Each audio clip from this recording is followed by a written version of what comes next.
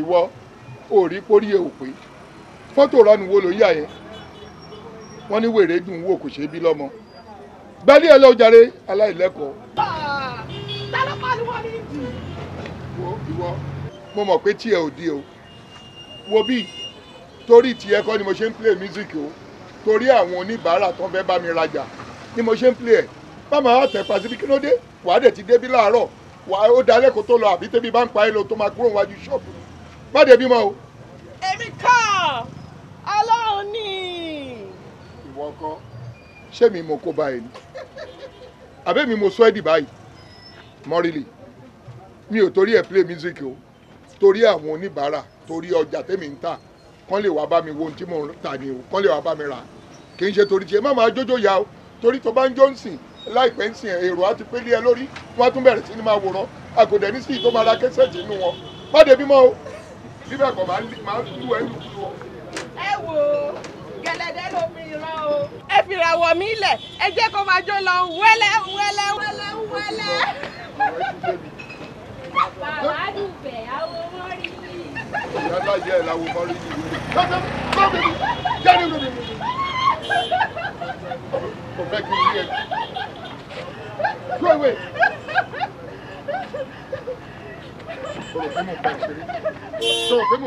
Allow me, allow me dori o dori. Ó dori ọmọbìnrin kan àti ọmọkùnrin kan tí wọ́n jọ ń ṣọkọ ìyàwó. Allow me, allow me, ẹ má bá mi ká lọ. Allow me, allow me, allow me, ẹ má bá mi ká lọ. Allow me, nígbà wọn ni ìyàwó lọ́rẹ̀ bá pásítọ̀ ó ní I want to get married and what pásítọ̀ ask ni wípé how many books about marriage have you read o ìyàwó dá lóhùn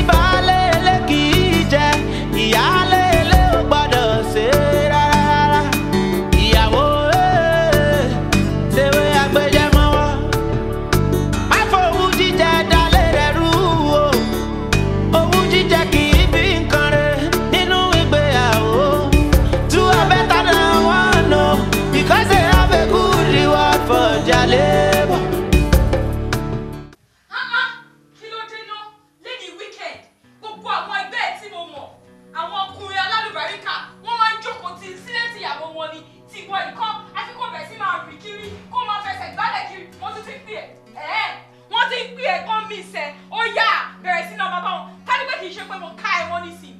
Báyẹ̀ wà á ti sọ fún ìfẹ́ ní club meeting kan wà á káṣọ wà á lọ sí yẹn àbí kó sẹ́kọ̀ọ́ fẹ́ lọ wo football match tó lè jókòó kó máa wò nílé ẹ̀ bó àṣírí ẹ̀ pápá òun ló ti tú sí mi lọ́wọ́ ẹ̀ ọkọ dẹ̀ ní ìwọ yìí ṣọ́kọ̀ ní ìwọ yìí yábí fáwọn ọ̀rọ̀ ajá ṣọ́kọ̀ ní ìwọ yìí tí bá tọwọ́ pẹ̀lú kí ló fẹ́ ṣe kí ni dada ẹ fẹ́ ara ọ̀tá ẹ̀ torí mi ìjẹ́kọ̀ọ́ lọ ṣe ṣìnà tó fẹ́ ṣe wo òun nǹkan kan kò sí wo orí ló máa pa òun bí o tó bá sọ pé ò ní fi mí lọ́kàn balẹ̀ èmi kò ní fi ẹ́ lọ́kàn balẹ̀ àjọ máa ṣe é wọlé ṣe ni sórí ìwọ kọ́ mọ̀ ọ̀rọ̀ kí ló wá fẹ́ ṣe ìgbà tó bá lọ wá sọ sórí mi ò pẹ́ ló sọ fún mi ẹ sọ fún mi kí ni kí ni má lọ sẹ́nu ọ̀nà sún síbi báyìí ó lè lọ síbi kankan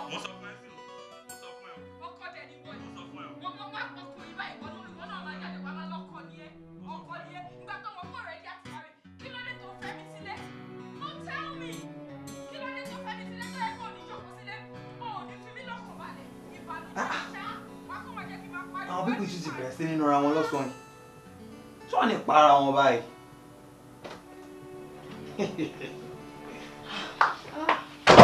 Baby, àwọn pípì yìí máa tuntun ti bẹ̀rẹ̀ o ó máa ti dìgbà tí kẹfà tí mò ń gbọ́ báyìí. ìwọ ń kà á. ń kà á. wo orí ẹ̀ ló bá wà tí obìnrin bá wà tó refuse láti kó ara ẹ̀ ń jànú bọ́pọ̀ ṣe máa gbá lójú gbá ní mọ́ all the time I don't care. wọ́n ní ìdá ti kí o ṣé ká lọ làjà wọn because kí màá yín má lọ ṣèyàwó ẹ̀ léṣe again nírọ̀lẹ́ yìí. babe tó bá fẹ́ ṣèyàwó ẹ̀ léṣe kò ṣe léṣe ṣebí ìyàwó ẹ̀ ló pé wọ́n ríra wọn lọ́fẹ́ra wọn náà what is my business with that. baby it's our business ṣórí gbogbo àwa tàwa ní compound yìí business gbogbo wa ni because tó bá ṣẹlẹ̀ tó ń sìn gbẹ́ni ọlọ́pàá máa ní kí wọ́n máa kọ statement ó dẹ̀ rántí nǹkan tí mo sọ fún ẹ pé ó ṣẹlẹ̀ lẹ́nu NYSC days. kí ló ń ṣe ẹ́ náà lájọ́ tèmi àti ẹtì fẹ́ o gbọ́ pé mo lọ kanlẹ̀kùn lé ọmọ lọ làjà wọn rí ni. experience ló jẹ́ ẹ máa sọ̀rọ̀ bẹ́ẹ̀ yìí. and what is my business with that experience. tó máa fẹ́ para wọn kọ́ para wọn náà kí ló kàn mí. kọ́ para wọn. ok èmi máa lọ tèmi. ẹ̀gbọ́n mi báyìí hàn mẹ́ ọkọ àti ìyàwó oúnjẹ ọ̀fẹ́ lọ làjà. ibi tó bá délẹ̀ gbogbo wa la máa forí kò. àwọn pípù yìí.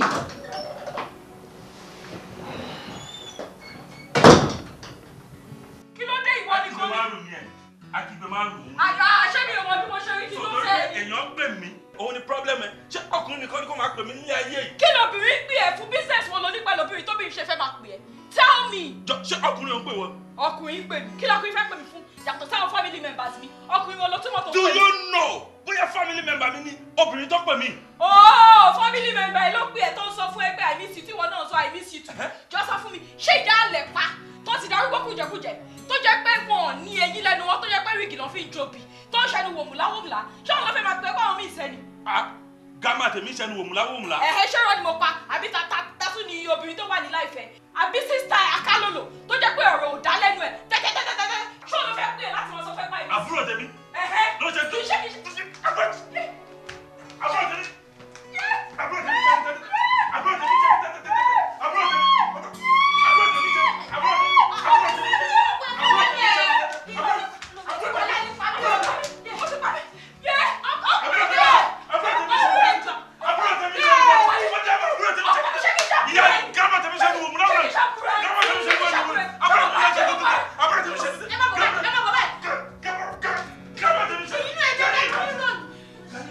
What insolence!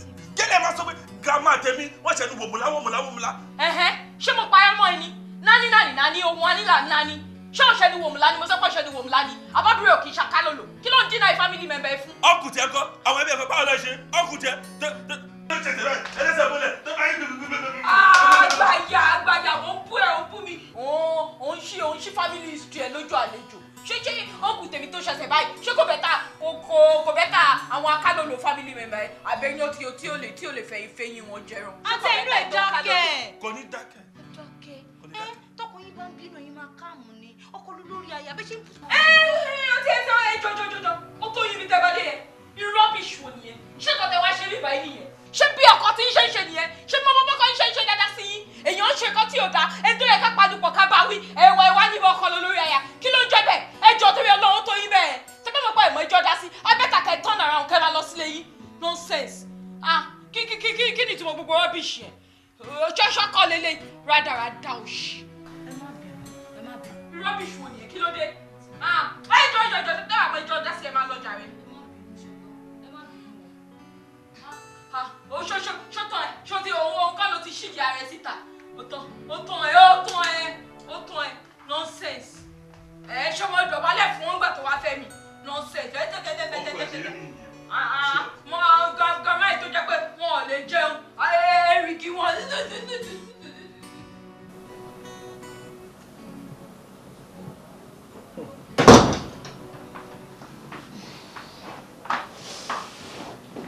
Baby, à ń torí ọjà jà. Ọjà níta ló ń jà lẹ́yìn kò lé òun. Àwọn tí mo lọ làjà. Tó bá rí àbùkù tó fi kàn mí. Ìfọ̀n. Wọ́n fàbùkù pọ̀ ẹ́. Serves you right. Ṣé bí mo sọ fún ẹni òfò síta òfò lọ lẹ́nu mímú? Àbí òkè tí ikún? Serves you right. Baby, ṣé mi ni mo kò tí ikún? Ṣé bí kípìs lè rè ni mò ń ṣe? Kípìs lè rè ojú ẹ̀dẹ̀ ti rí nǹkan tó fẹ́ rí. Àbùkù tó ní certificate wọ́n ti fi kàn ẹ́. Congratulations, gbọ́wọ́. Oh, kí n gbẹ́nu dákẹ́ nìyẹn o. It's okay, èmi ni it's okay. Kí n gbẹ́nu dákẹ́ nìyẹn o. No, kí ló mean? O lè sọ. Ṣebí mo sọ fún ẹ sì pé a má jáde òfò síta. Èmi ọkọ ẹ mi ò lè bá ẹ sọ̀rọ̀, mi ò lè control ẹ. So you can as well tell me to shut up. Àbí? Ṣo máa jẹ́ kọ́rọ̀ wọn dájalẹ̀ láàrin mi àti ẹni. I'm sorry, ẹja who has your time? Right, láti máa bá ẹja.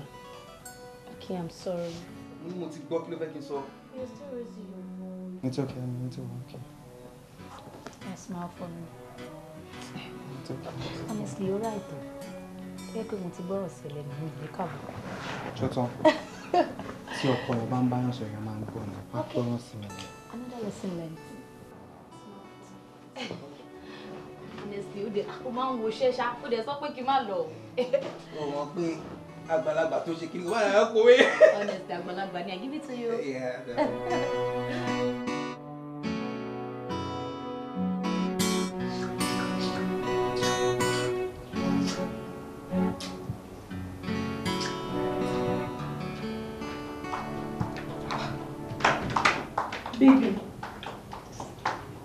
Baby, why to pick Baba to pick John in the kitchen?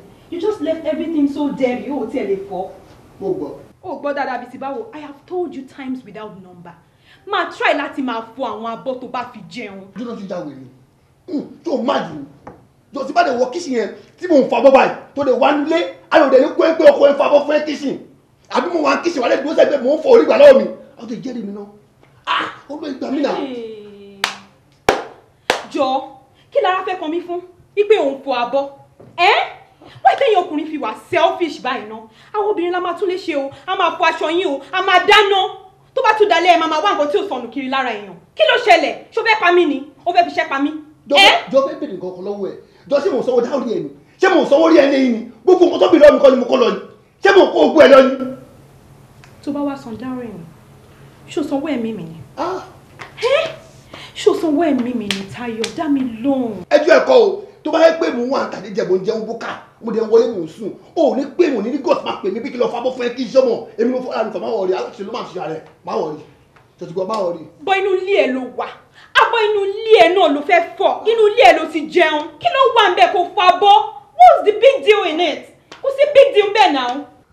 Olórí kúkú ọmọ ẹbí tí wọn kú wẹ̀lẹ̀ ní olórí kúkú ní ọmọ yẹn òkú ọ̀nà òkú tí wọ́n lọ́wọ́ mú pé tó má rí mú sọ pé wípé èyí tó bá jí ìyàwó mi kò fún mi ẹlẹ́ ò sí ìyàwó mi o ẹlẹ́ ò sí. Nísòro. Ní má pariwo.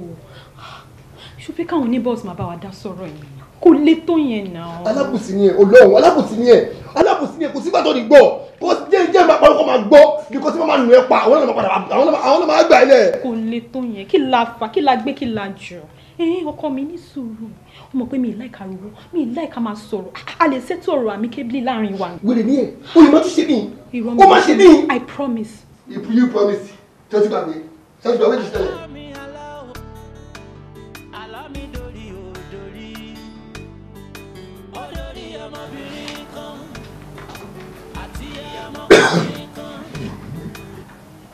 lọ ṣáàjẹ kọjá ìyálé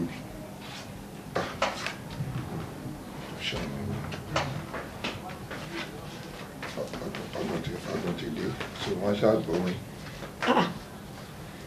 kí lẹ ń ṣe. ìwò làmọ́ benin aróde Ọ̀yọ́ báyìí.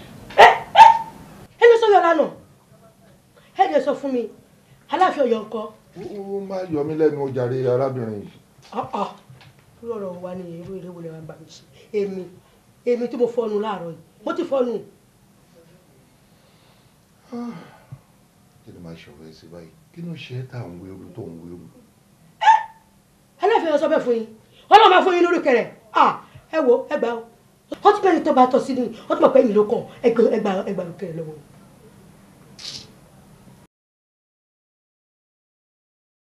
ọba kọ́ ìjòyè ni. Kábíyèsí ló sọ bẹ́ẹ̀ ẹ wo ẹ sọ fún kábíyèsí ìbọn wọn jó fájẹ́ tó níjó tó sọ fún pé kẹ́mi ìwà kí n wá jó yẹn ebi mọ̀ jó dáadáa o tó ti yé yín nísìn ṣé nígbà tí mo gbé lọ́dọ̀ ìyá mi ní abúlé wa kẹ́yìn tó fẹ́ mi nígbà yẹn ikò tó náà máa ń pè mí kẹ́yìn ti bá bẹ̀rẹ̀ báyìí ẹ wo mo jó kísà ẹ yẹ kó mú mi lọ sọ́dọ̀ àdàfi kí lọ ṣe báyìí fún ẹ wo mi madam. wo kù tiẹ̀ náà ló ní kálejò má sí ní báyìí. Kí n jó dáadáa. Mo ń lọ sí ṣọ́ọ̀pù ó ṣàmọ̀ pé tí mò ń tààrí mò ń lọ ṣọ́ọ̀pù mi lọ́dọ̀ Aláàfin ṣọ́ọ̀pù. Ẹ fẹ́ kó kẹsẹ̀ ti lọ. Síbi tí mo ti fẹ́ tajà ilé ìtajà. Sọ́dọ̀ Aláàfin. Mo ń lọ sí ṣọ́ọ̀pù mo ń lọ ta ọjà síbi tí mò ń tà. Ṣọ́ọ̀bù ni. Èmi ò mọ èmi ṣíbẹ̀ lọ́la màgì ó kàn ní kí. Kúrò lọ́nà fún mi ó jàre wọ́n ló mọ̀. Lówó rí mi o. Wọ́n lè gba yín lọ́wọ́ mi.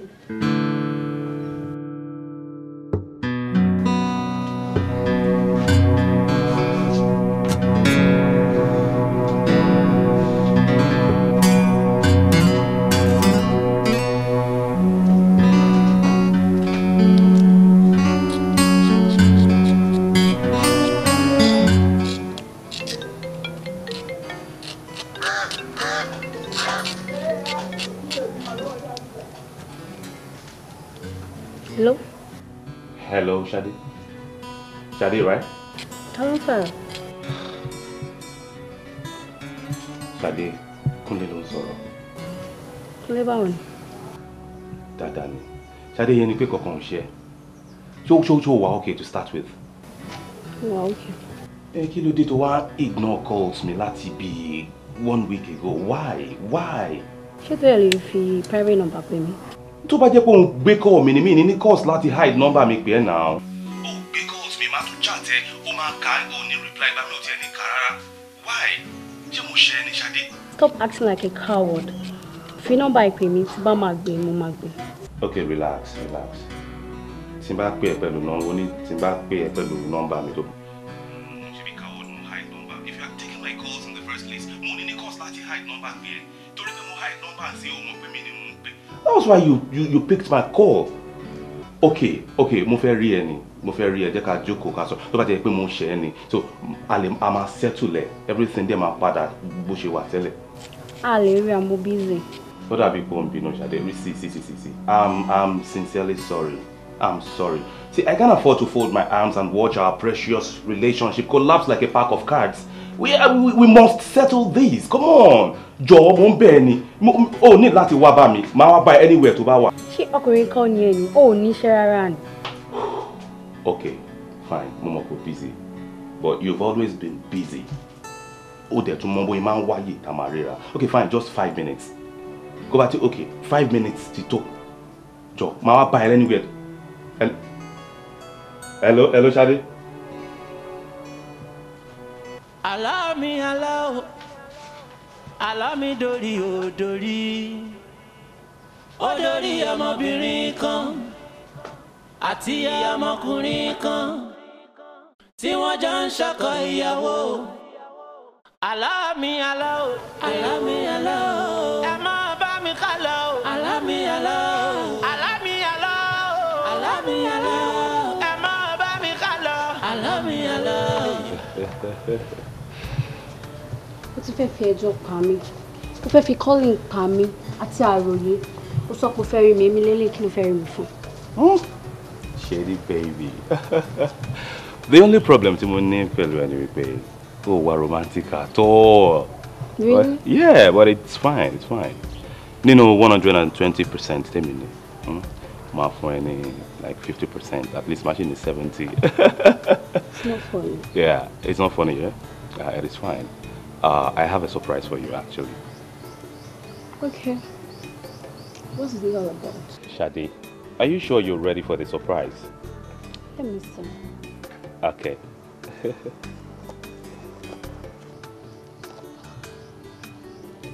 Happy vows, Jerry. Orí ẹ ti dàrú. O stupid gan. You are evil, you are a fool. So, àwọn ẹgbẹ́ wọn ra iPhone X fóbìnrin, wọ́n ra Benz fóbìnrin. So ó wá mú flower wá fún mi. Ṣé kí n jẹ ni? You're so dumb. Ó ń bọ̀ láti ilé ẹ wá síbí báyìí because you want to give me a flower. It is fine. Ìyẹn ò gbọ́dọ̀ máa fẹ́ ọmọ tó lẹ́wà tó rọ ẹ̀ yìí kó má ní sùúrù. Mi ní bínú. Ó yẹ ń bú mi gan-an. Ṣé ló dàbí pé ó ń kí mi? It's fine. It's fine. You see, you lack some basic romantic lessons. But not to worry. That's why you have Mr. Romantic. And I'm gonna school you on that, okay? Now listen up, darling. Ṣórí tí ọkùnrin bá fún ẹ ní flower to fine by, the first thing to do is you hold the person. Secondly, you look at him straight into his eyeballs. And thirdly, my shanky thing, you know, just... Stupid! Idiot! Idiot ni ẹ! Ṣé o mad ni? Torí pé òun bọ̀ ni mo ṣe lọ di àwọn ajá yẹn. Tó bá mú pé o láìka rẹ̀ kó máa lọ́nsìn torí tí bá lọ tún wọn sílẹ̀ ó kàn máa bà fine boy ẹ jẹ́ ni. Ṣé o lo stupid ni? Idiot! Shade, you hit me. Really? And so? What's the problem?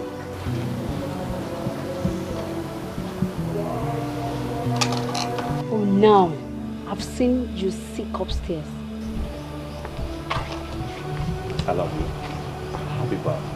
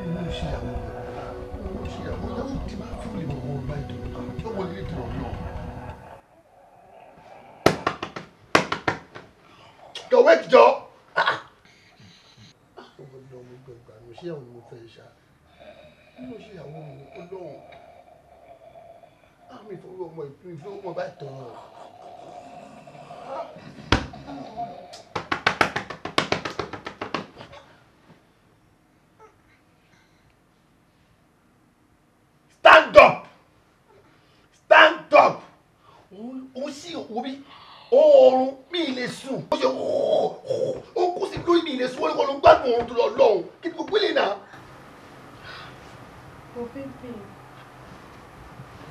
ilé fún yẹn náà, ohun téèyàn bá ń gbádùn tó wọ ara èèyàn, èèyàn máa ń free láti, you know.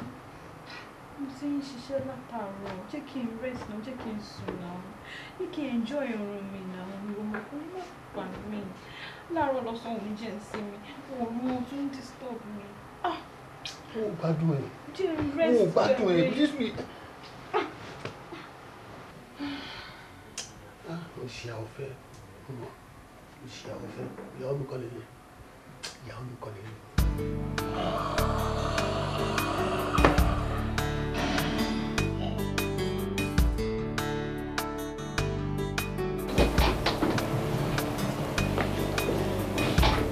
Hey, office man. Go lọ. One of the office man, ṣé mi ní lọ bí iṣẹ́ ni? Oh, ti dé báyìí woman. Owó orin tí mo sọ fún yín pé mo fẹ́ ṣe nǹkan. O kì í farabalẹ̀. Tó bá farabalẹ̀ ni, wàá rí pé mo ti kówó ẹ̀ síbẹ̀. Ṣé o rí owó tí mo kó síbi mirror lẹ́gbẹ̀ẹ́ bẹ́ẹ̀dì? Mi ò rí owó irun mi bẹ́ẹ̀. Mo rí tó da wọn change kan síbẹ̀, but mo mọ̀ pé owó irun tèmi kọ́ nìyẹn. 2,500 naira ló ń pè ní change wẹ́wẹ́wẹ́ ṣé ìyẹn ò tó ẹ ṣe láyé recession yìí. ó mì pé 2,500 naira ní kí èmi fi ṣe irun sí ẹlẹ́dàá mi. ìwọ́de máa sọ pé olówó orí èèyàn kan nìwọ yìí mi ìmọ̀ ni mo fẹ́ ṣe Peruvian mi ni mo fẹ́ ṣe Brazilian ordinary weaving ni mo fẹ́ dì ṣé 2,500 tó bí irú attachment àbí kí n má sanwó fún ẹni tó fẹ́ bá mi ṣe irun no tell me. You know what? Tá a bá rà dá máa fò bẹ́sẹ̀ bọ̀ ṣebí o kì í ṣe Peruvian kò ṣe Brazilian ṣe ṣùkú tàbí kò ṣe àdìmọ́lẹ̀ ṣebí mi torí mi lóye orí mi kọ ẹlẹ́dàá mi kọ orí mi ò ní jẹ́ kí n bá wọn di àdìmọ́lẹ̀ ní 21st century 2019 kémi di àdìmọ́lẹ̀ ọlọ́run ò ní jẹ́. See, you are a very wicked man. ṣé gbogbo àwọn obìnrin tó wá ń pè é yẹn ṣé kòròbá ló ń dì sórí wọn? No tell me tí bá sọ pé mo fẹ́ ṣe Brazilian àbí Peruvian mo fẹ́ ṣe kí ló bá ṣe o máa dákú àbí kí ni kó owó irun mi fún mi máyì má jẹ́ kó gbóhùn mi o torí all this while mo kàn gbé irun sórí mo ń ya mo ń stress ara mi máa ya irun mọ́ mi lórí mo rò pé fashion mo ń ṣe wọ́n mọ̀ pé kò sówó tí mo fẹ́ fi ṣe irun ni kó owó irun mi fún mi o. Desola ṣọmọ tẹ́lẹ̀ jẹ́ Monday so o ṣe fi ṣẹ́wọ́ má fi òṣìṣẹ́ mi lọ́wọ́ láàárọ̀ kùtùkùtù mọ́ni you are just a problem in my life. èmi jẹ́ problem nílé ayé ẹ̀ èmi jẹ́ problem nílé ayé ẹ̀ lọ́wọ́ àwọn obìnrin kiri àwọn obìnrin tó ń gbé ẹ̀ ní mẹ́sàn-án mẹ́wàá kí ló ń gbé ẹ̀ fún tí kìbá kí n ṣe pé òun kówó tó yẹ kó máa ná fẹ́ mi òun kó lọ fún wọn kí ló máa pè é fún èmi jẹ́ problem àwọn problem is not enough for you o tún wá problem kún problem nílé ayé ẹ̀.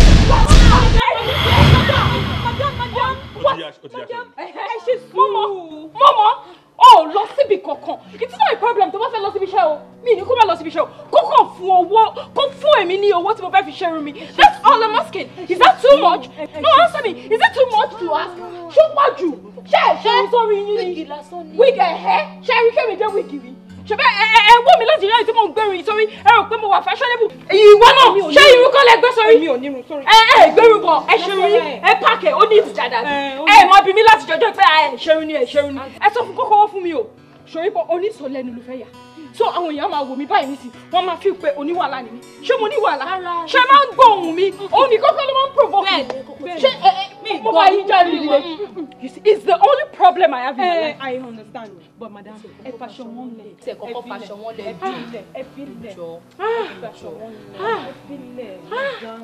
ìwọ ọmọkùnrin ó jẹ́ kí wọ́n gbọ́ ohùn mi nínú ilé ó fẹ́ sọ mí lẹ́nu tí everybody dẹ̀ mọ̀ pé onísùúrù èèyàn ni mí ìwọ nìkan ni problem tí mo ní nílé ayé mi tó wá. ṣáṣẹ lè ṣe wọ lọ sọfíìsì. It's not a problem for the sake of these people go your way mi ò ní jẹ́ kó sọ mí lẹ́nu ẹ ṣé gan thank you very much ẹ ṣé mo appreciate you ẹ ṣé o ẹ ṣé ọlọ́run ò ní jẹ́ kẹ́ rí mi. ẹ má tún pariwo mọ́. ọlọ́run ò ní jẹ́ kẹ́ rí mi ẹ ṣàní no cool down no problem ẹ ṣé gan. Madam, tó bá jẹ́ pé ẹ mọ̀ mí tẹ́lẹ̀ ni ẹ máa mọ orí èèyàn tí mo jẹ́ ẹ máa mọ̀ pé oníwà tútù oníwà pẹ̀lẹ́ ni mí mi ò kí ń hùwà báyìí tẹ́lẹ̀ o òun ló sọ mí di báyìí mi ò kí ń pariwo mo máa rán sọ̀rọ̀ ni ṣùgbọ́n ìgbà tí tó ti fẹ́ mi sílé báyìí mo ti di báyìí. ó yé mi bọ̀ madam ẹ ti ń nàgì náà ẹ ń nàgì. mo ti nàgì mo mọ̀ ẹ parọ́ ṣùgbọ́n òun ló sọ mí di bẹ́ẹ̀ gbogbo ìwà tó ń wù tó jẹ́ wà dáadáa tẹ́lẹ̀ nígbà tèmi àti ẹ bẹ̀rẹ̀ sí máa cut kò ṣe é mọ́ gbogbo àwọn ìwà burúkú tí mi ti ẹ̀ rí lọ́wọ́ ẹ̀ tẹ́lẹ̀ gbogbo ẹ̀ ló fi ṣẹ̀wù tó ń wọ̀. Sherry madam ẹ ní láti understand pé courtship ó yàtọ̀ sí marriage Sherry ọkùnrin gbogbo ìwà tí ẹ mọ̀ mọ́ wọn tẹ́lẹ̀ tí ẹ rí lọ́wọ́ wọn rárá nígbà tẹ́ ń cut lẹ́sẹ̀ máa mọ̀ tẹ́ bá fẹ́ wọn tán but at the same time tẹ́ bá fẹ́ wọn tán yẹn ẹ ní láti gbé sójú ẹ ní láti máa bá wọn fà wàhálà o tolerance gangan ni ẹ ní láti wà able láti tolerate ara yín. Sherry madam mo wà fún níwà ló ń jẹ́ ọ̀rẹ́ jọ̀rẹ́ ẹ ní láti máa fa gbogbo wàhálà yìí pẹ̀lú ọkọ yín let peace reign Sherry ẹ láti lè ní ìwà afárádà. Ìfaradà ṣé ẹ̀yin mọ gbogbo nǹkan tí mi ń faradà nínú ilé you have no idea. Sherry let me be honest and sincere with you ìfaradà yín ò tó o bẹ́ẹ̀ ni èmi ariwo ọlá ìjà Madam, ṣé ẹ kí ẹ pa health ara yín? Okay. Okay, nípa health mi fẹ́ kí n kankan ṣe mí, ṣùgbọ́n ìyẹn wà ní pé kí n rìn dín fún. Bó bá ṣe gbé wá, òun ni mo máa gbé fún. Tó bá sọ pé òun ò ní fi mí lọ́kàn balẹ̀, èmi gan á jẹ́ kó yé pé ọkàn tí ẹ̀gan ò ní balẹ̀. Yá, kò ní fẹ̀dọ̀ sórí òróró. Ibi tẹ́ ti ń ṣe mistake nìyẹn. Tẹ́yìn bá sọ pé bọ́kùnrin bá ṣe gbé wá fún yín báyìí ní gbígbóná, lẹ́yìn náà ṣe máa gbé fún. Madam, ẹ má ṣe bẹ́ẹ̀ o. Tọ́kùnrin bá ṣe ń gbé wá, èmi báyìí, ọkọ mi, tó bá ti ń gbé wá fún mi báyìí ní gbígbóná, èmi rọra ń calm down ni, mo rọra ń tutù lọ fún ni. Because ọkùnrin like obìnrin tó wà submissive. You have to be submissive. Sherry, madam, kò sí marriage tó perfect. Èmi náà bí mo ṣe wà, mo máa ń ní issue pẹ̀lú ọkọ mi, mo máa ń fọwọ́ bò mọ́lẹ̀. Mi fẹ́ kí anybody bá wa dá sọ̀rọ̀ wa rárá. Etí wo ló ń gbọ́? Èmi àtọkọ mi ní issue, àwọn ará àdúgbò ṣe ń bá wa dá sí. Kódà, ẹ má jẹ́ ká máa gbóhùn yín, ẹ máa lè láti lè settle issue pẹ̀lú ọkọ yín amicably láàrin ilé. Pé àti ẹ̀gbọ́n yín rárá, ìyẹn ló dáa. Ẹ jọ̀ọ́, ẹ ní sùúrù, madam. Let peace reign. 2 wrongs does not make a right. You need to learn it, madam. Ẹ ní láti ní sùúrù fọkàn yín o. Bẹ́ẹ̀ni. Okay, no problem. Ẹ ṣé gan-an, mo appreciate it.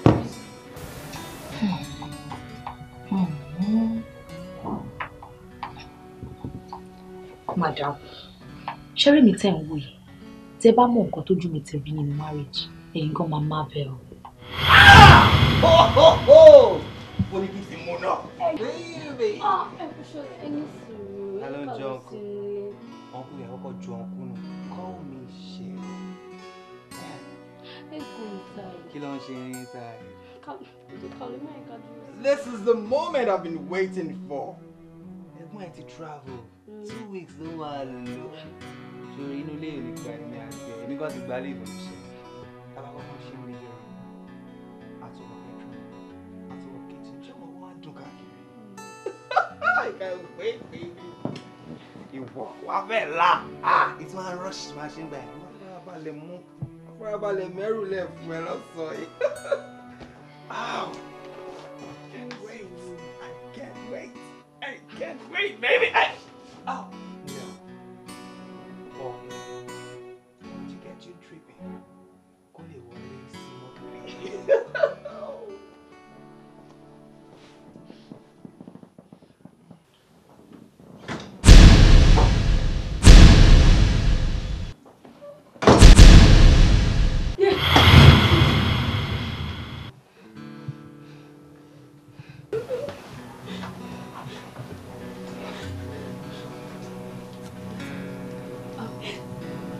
Ṣadé. Èló ló gbé wá síbí báyìí láti lọ? 3,000.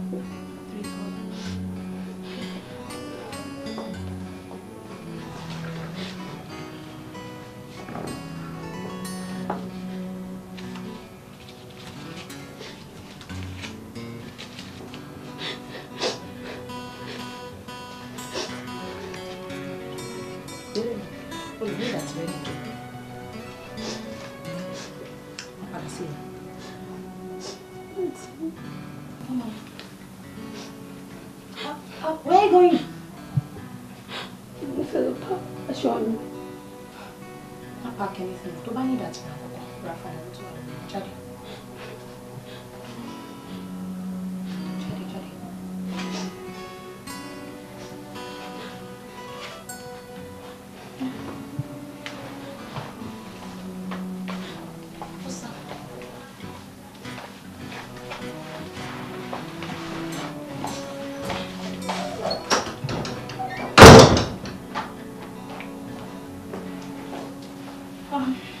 Hello, baby. Mate, I need to travel more. Okay, I can explain.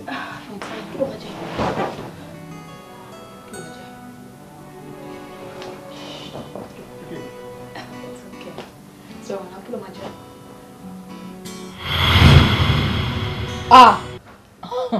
Ikú ti pa ọkùnrin tó bá bá mi dán rẹ̀ wò. Ẹ dẹ̀ ṣì ń fẹ́ ọkọ náà. Madam, if you leave a man because of cheating, it's like leaving a country because of rain. My sister, it rains everywhere. Bẹ́ẹ̀ni, tí bá fọkọ mi lẹ̀ tí mo lọ fẹ́ lómi ṣẹ́yìn mọ̀ nǹkan tí mo máa bá pàdé níbi tí mo bá lọ oníkálukú àbí tiẹ̀ lára everybody ń cover gbogbo ẹ̀yìn obìnrin tí ò bá ní faradà àti àmójúkúrò kò lè láyọ̀ ní ọkọ ṣíṣe ọkọ yín lọ́wọ́ lẹ́sẹ̀ àtàtàkì nìkan ló máa ń fún yàn kó lóore tó fẹ́ ṣe láyé yín bẹ́ẹ̀ ni gbogbo bẹ́ẹ̀ ṣe máa ń pariwo yẹn ẹ̀rù máa ń bà mí kẹ́ má lọ collapse ibi ò ní ṣẹlẹ̀ sí yín lágbára Ọlọ́run ẹ jọ̀ọ́ ẹrù ọ̀rọ̀ tí mo bá yín sọ lẹ́yìn ìkẹ́dìmọ́ ẹ jọ̀ọ́ kẹ́ má lọ ṣera yín léṣe sis. And there is this saying I admire so much. Yeah, it says, do not make a decision while you're angry. Ẹ ṣe nǹkan tí mo bá yín sọ yìí kẹ́ digest ẹ dáadáa aburú ò ní ṣẹlẹ̀ sí yín lágbára Ọlọ́run. Àmín. Àtẹ̀yìn náà. Àmín. Ẹ ṣé gan. Aláti ṣe mí àmọ́ àti ṣe ààrẹ. Máa make sure pé mo ṣe àtúnṣe.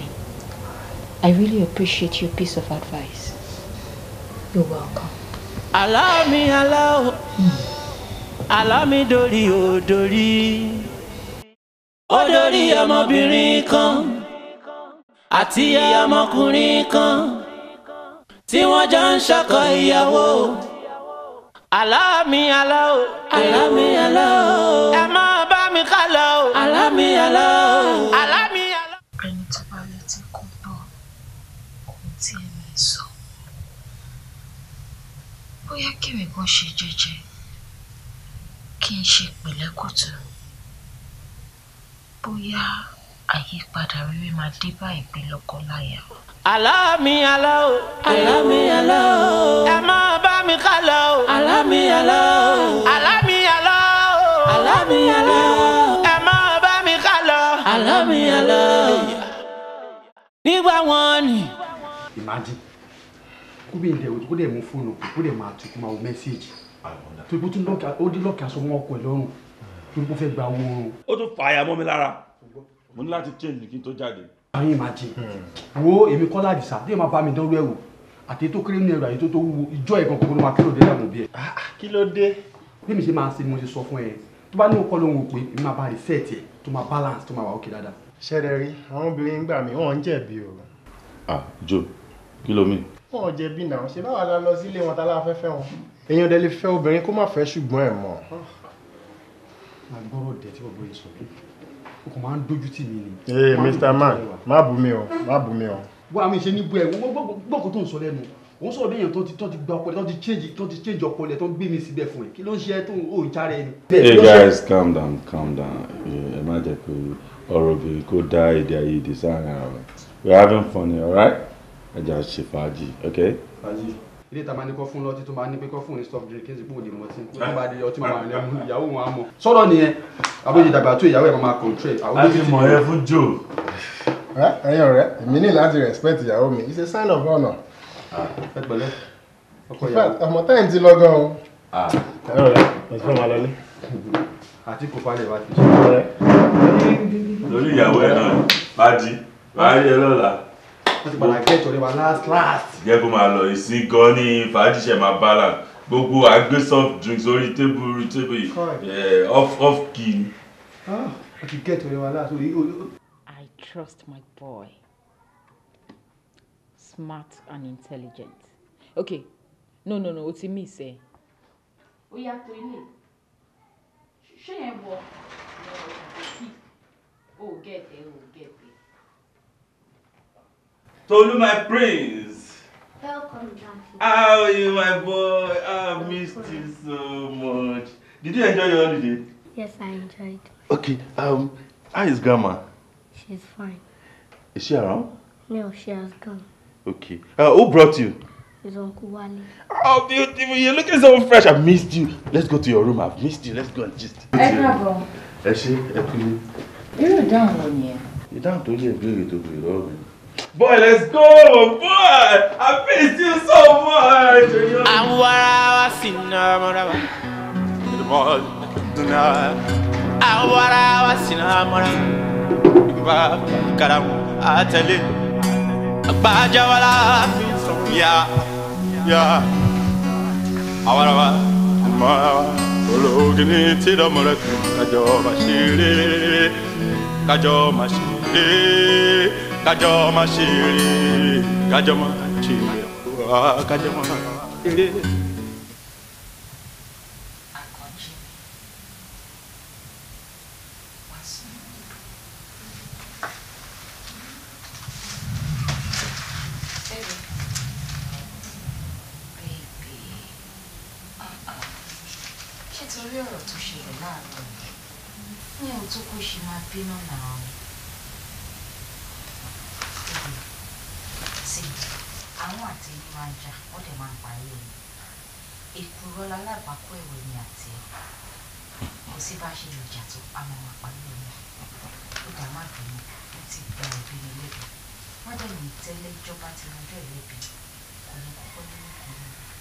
The bed is specially made for you. Desola. Ṣé o bẹ ọ̀rá ń fi ohun rẹ̀ lẹ sọ̀rọ̀ yìí? It sounds so fake. So fake. Ṣorí tí ẹlẹ́dẹ̀ bá wọ suit tó lo perfume ó sì máa rùn. So má try bó ṣe ń ṣe ni kó máa ṣe lọ. Gbogbo eléyìí fake ni. It's so unreal and so annoying. So má try it. I will not get angry. Baby, sweetie, honey pie, sugar. Òyìnbó ló bà ayé jẹ́.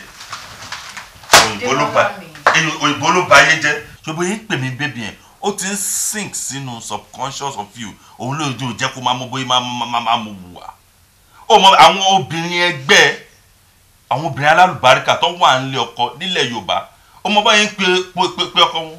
Oh baby, you're my baby. They don't call them baby, they call them daddy. Tó bá lè máa pè mí daddy ni ẹ. Kí ló funny?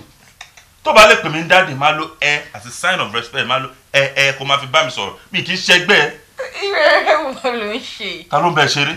I'm not joking with you. Dúró o ṣeré. So o mi pé kémi máa pe wọ ní daddy. Ṣé wọ́n jẹ́ gẹ́gẹ́ bí daddy mi ni? Màá máa lo ẹ fún ẹ. Ṣé ẹ̀gbọ́n mi ló jẹ́ ni? Ṣọ́kọ mi kọ́ ni ẹni àti what are you saying? Listen to yourself now. Stop it. Emily, you're so rude. But baby, wait. Listen to yourself. Báwo ló ṣe máa rí létí ẹ? Àti báwo ló ṣe rí létí ẹ? Báwo ló ṣe máa rí létí àwọn èèyàn? Kémi máa pè ẹ́ ní dáàdì kí n máa lo ẹ fún ẹ. Àtàjọ ń sùn sórí bẹ́ẹ̀dì ìwọ ọkọ mi for what? Ó dàbí pé o ò fẹ́ wà okay o. That's it. That's true you coming out. Ó dàbí pé mi ò fẹ́ wà okay. Mi sọ pé o wà okay. Mo ní ó dàbí pé o ò fẹ́ wà okay because tó bá yẹ pé o wà okay ni ìwọ náà ò ní sọ ọ̀rọ̀ bẹ́ẹ̀ má ṣe máa pè é dáàdì ayé máa dáàdì. O stupid, o rude, you're so uncultured. O mọ mistake tí mo ṣe nílé ayé mi. Mistake tí mo ṣe ni pé àwọn ọmọ máa ń dá ṣàkàṣà tá a máa fi ṣe rubbish o. People marry for wrong reasons. O mọ reason mo fẹ́ títọ́ pé orúkọ mi ń jẹ́ Démọ́lá òun jẹ́ Désọ́lá àsọpọ̀ rhyme ó kìí ṣe pé S at M nìkan ni different pé why on earth would somebody get married for that stupid reason? If not for that, why will I marry you? Stop this! You're just stupid! Why will I marry you? For what now? Kí ni mo ní lára? Kí ni mo ní lára? Kí ni mo ní lára? Kí ni mo ní lára?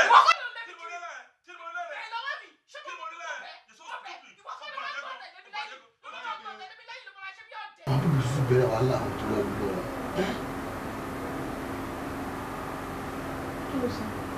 Àwọn pípọ̀ yìí nìyà wọ́n ti bẹ̀rẹ̀ wàhálà wọn náà. Àbúrò àwọn èèyàn lámúlétì tó lọ lọ. Baby, o ní láti stress out. Bóyá kò try láti jáde kó lọ làjà wọn, àbí? Èmi sọ́ni gbé àwọn afọjọ́ èmi màlàjà ni. Èmi tàlẹ́ mi lẹ́tàlẹ́ ọmọ tó máa ṣe é lè dídé kó lọ làwọn. Ní èmi mú ni kò lọ mo fún ẹ tọ́lá kó lọ làwọn. Kí ni mo fẹ́ lọ làwọn fún? Ìwọ gan dúró sí bíbá ò ní o lè làwọn. So kí wàá ní tèmi láti lọ làwọn? Tí o bá fẹ́ lọ bóyá kájọ lọ. Àjẹgbọ́n náà máa ṣọ́ wọn ṣùgbọ́n ọlọ́run bí lèkì ṣùgbọ́n máa ṣọ́ wọn agbóhùn ìṣòtì lára rà. Wàhálà ẹ̀ pọ̀. Ó dára. No problem. Kí máa pè é ní dájú àbí? It's not a problem. But you know what? Respect is reciprocal. Tó bá ní pé kí máa pè é dájú, máa pè é dájú máa lọ ẹ fún ẹ. Ṣùgbọ́n ìwọ náà máa pè mí ní mọ́mì àbí kó máa pè mí láǹtì. Kò kò dẹ̀ máa lo ẹ fún mi simple as ABC. kí n máa bẹ̀ láǹtì ṣé o wà okay? How does that sound to you? ó sound bí ọ̀rẹ́ ń dí ọ̀nà ọpọlọ àbí bí tiẹ̀ náà ṣe sound létí mi bí ẹni pé orí ẹ ti dàrú bíi pé orí ẹ ó ti turn the other way ni. ṣé o ti ní problem?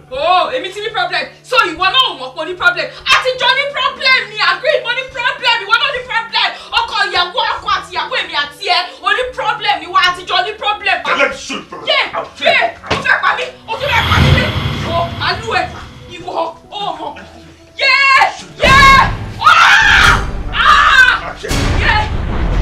wèrè ọkùnrin fi mí lẹ̀ ẹ lórí láìlà fọkọ lọkọ lẹ àtàrí àjànàkú kò ń ṣẹrù ọmọdé bó ṣe kó bá Samson alágbára lọ́jọ́ sí tó bá wà lónìí gbọ́ òní gbà nínú bẹ́kìrì tájọ wà yìí èmi àti ẹ àjọwọ̀ ìyá jàkadì.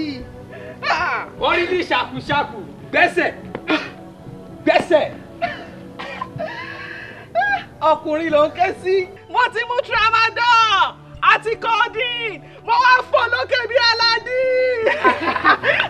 ó yàdá 30 40 50 60 70 ṣé mo rí kan sí èèyàn ti Mayweather èèyàn ti Pacquiao mọ́rílì ṣàkúṣàkú ọmọ pẹ́. ó ti maladí tó tán mọ́rílì ti maladí ó ti fakọ́ni mọ́rílì ṣàkúṣàkú èèyàn ti Mayweather gbẹ́sẹ̀ gbẹ́sẹ̀ 17 19 20 21 mọ́rílì ṣàkúṣàkú.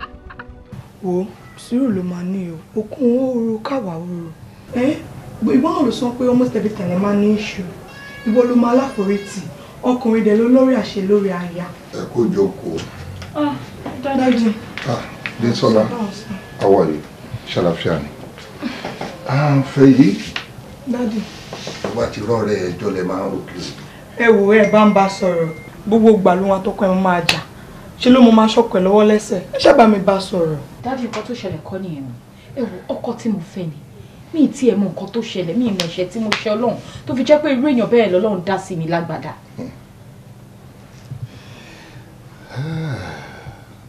Adésọlá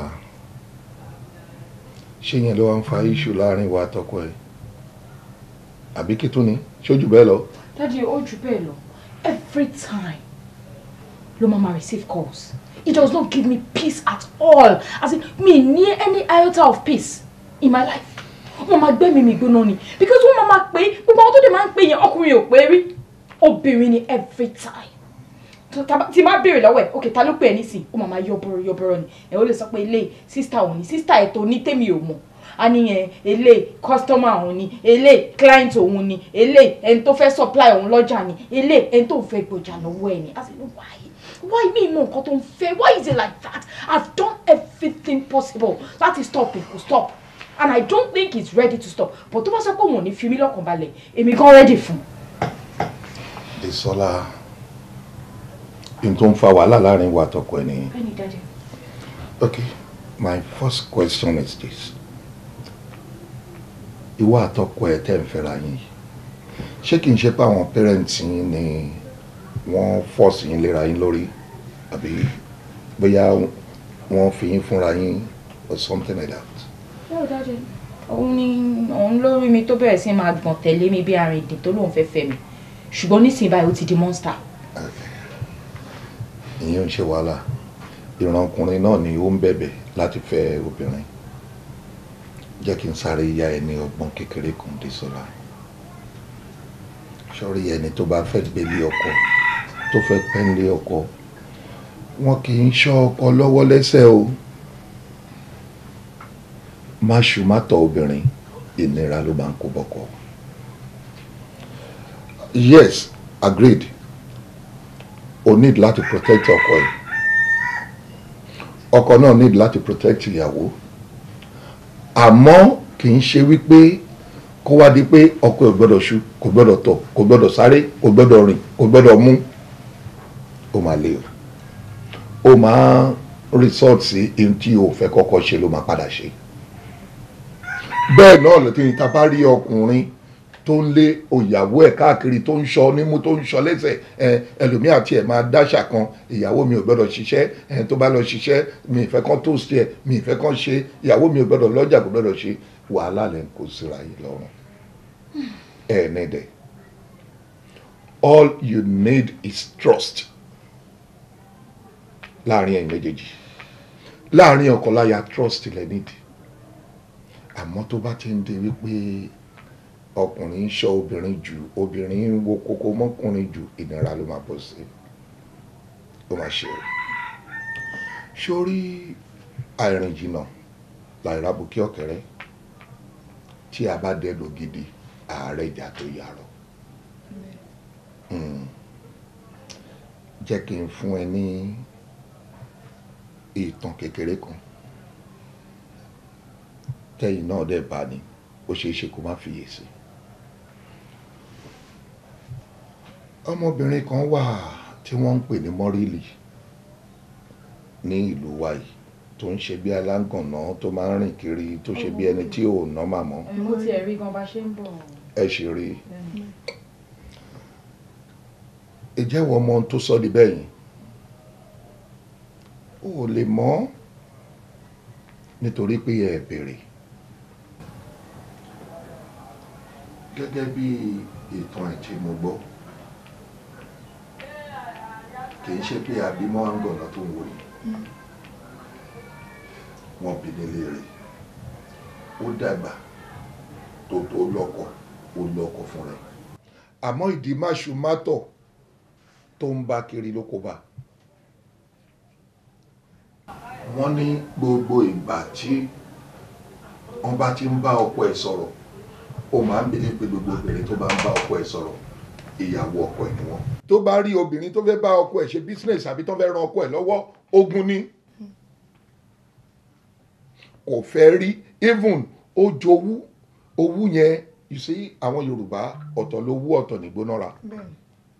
Ìgbónára ni wọ́n ń pè yìí tó ń ṣe tíwọ náà fẹ́ máa ṣe.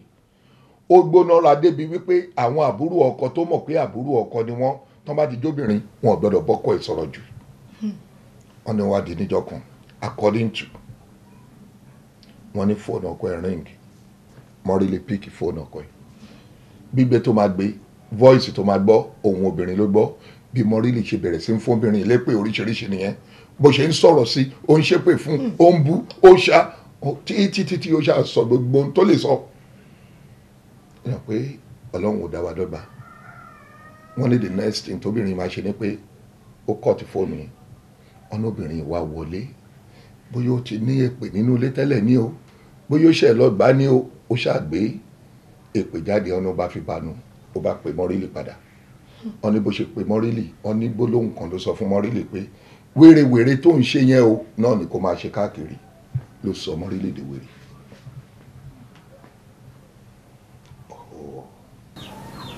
Ṣé pé experience kan nìyẹn? Nítorí ìdí èyí pẹ̀lẹ́pẹ̀lẹ́ tọ́wọ́ pẹ̀lẹ́ ọmọ pẹ̀lẹ́. In this case mo fẹ́ kó ṣe sùúrù rẹpẹtẹ gan-an. Má bọ̀kọ ẹja o, má dé gbóná ra ju bó ṣe bẹ́ẹ̀ lọ.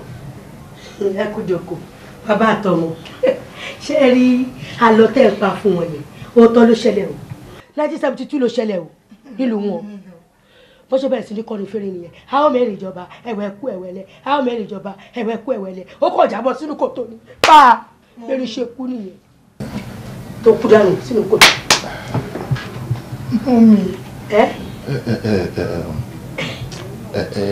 Mọ́mí Fèyí ẹ̀yin ẹ̀ máa padà wọlé lọ.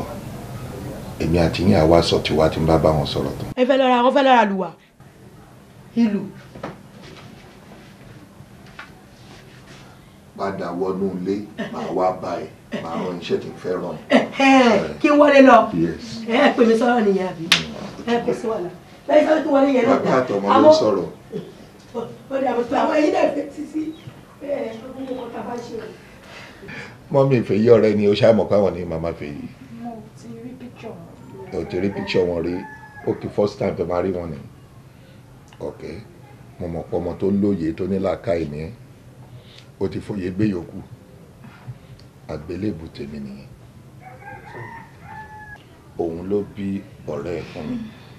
Wá wo ohun tèmi nọ́ọ̀sì láti ìgbà yẹn tí Fèyí fi dàgbà tó fi dé lẹ́wọ̀ yìí.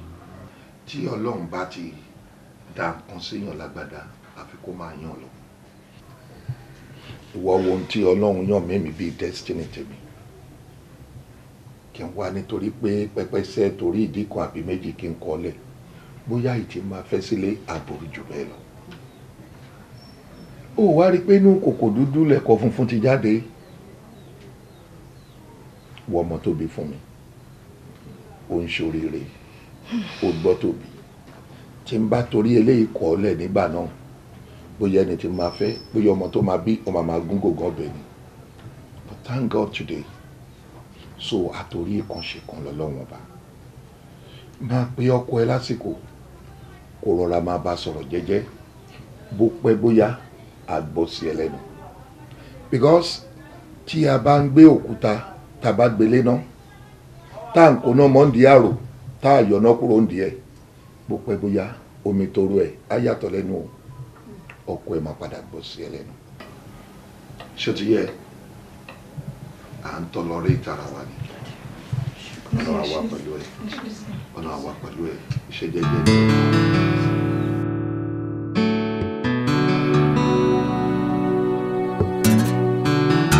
Mr. Dauda, ẹ wá tilẹ̀kùn everybody ti lọlé. Okay. Tolu, you are still waiting for your mom. Is that why you are crying? Yeah. What's wrong with you? It's about my mom and my dad. Your mom and dad? Yes. What's wrong with your mom and dad? They fight all the time. Alright. Don't worry, everything will be okay, okay? I'm going to call your mom for you now. She'll come and pick you. Okay. Let me call your mom.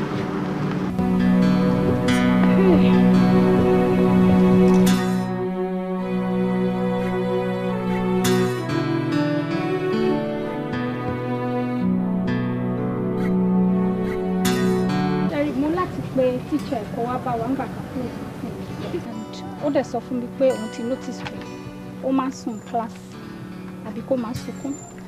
The boy is no longer active in class anymore. So mo dẹ̀ bí ń sìn ó ní torí ẹ̀yìn àti dáàdi ẹ̀ máa ń jà and is no longer happy. Sherry ma, no matter the situation, ẹ má máa jà lójú ẹ̀. Sherry, children are very, very impressionable and they can easily be influenced.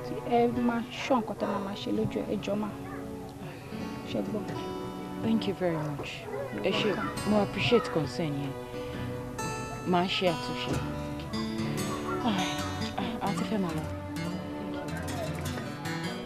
Say bye-bye to your aunties. Ma pe mo dá ìpadà wá sí school.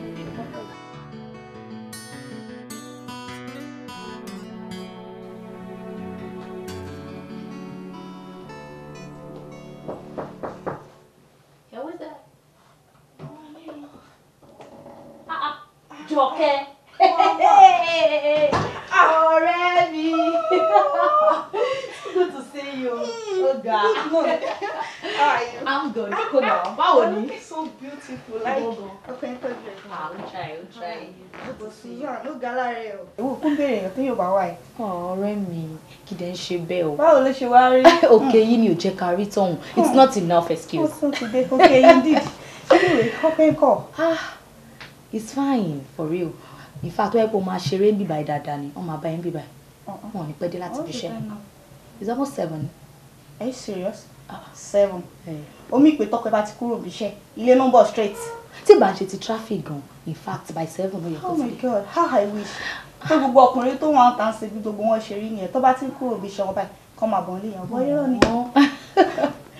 Ó ga gan ọ̀rẹ́ mi. In fact, I'm so happy for you. Nínú gbogbo àwọn ọ̀rẹ́ wa pátápátá, ìwọ nìkan ló ní happy o. Gbogbo àwọn tó kù báyìí, wọ́n máa complain ní, ọkọ mi ṣe gbá, ọkọ mi tún ti ṣàwọ́, ọkọ mi gbé dúdú lẹ́nìí, ó gbé funfun lọ́la. Ọ̀rẹ́ mi, inú mi dùn fún ẹ. Lágbára Ọlọ́run, inú yín tó dẹ̀ tún dùn, Ọlọ́run ò ní bàjẹ́ láéláé. Àmín ọ̀rẹ́ mi, àmín. Kó dẹ̀ máa wo, kì í ṣe pé mi àtọkọ mi ò kì í jà. Àti pinnu. And anytime baba ti ní issue, etiquette ọ̀pọ̀lọpọ̀ wa gbọ́. Ṣó wá rí that word sorry bó ṣe rọra rí yẹn. It goes a long way. Any little thing, I'm sorry. Tó bá jẹ́ ọkọ mi ló ṣẹ̀ mí, á bẹ̀ mí. Tó bá jẹ́ mi náà mo bẹ̀. Ìgbà mi gan ọkọ mi máa ṣẹ̀ mí, èmi ni màá tún sọ I'm sorry.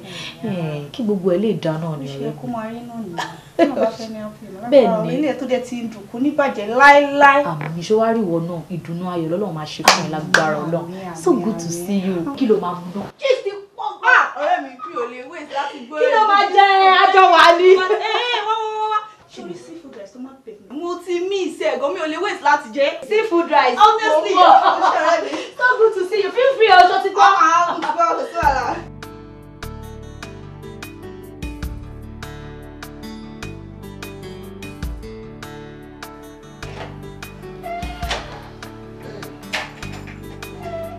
Kọ́yìnsọ́lá. Kọ́yìnsọ́lá.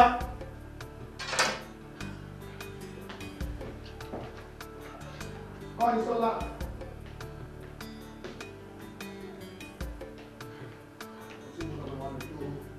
Tó tọ̀ gbogbo ló lè bá tó tọ̀ tí mi náà kí lọ lọ.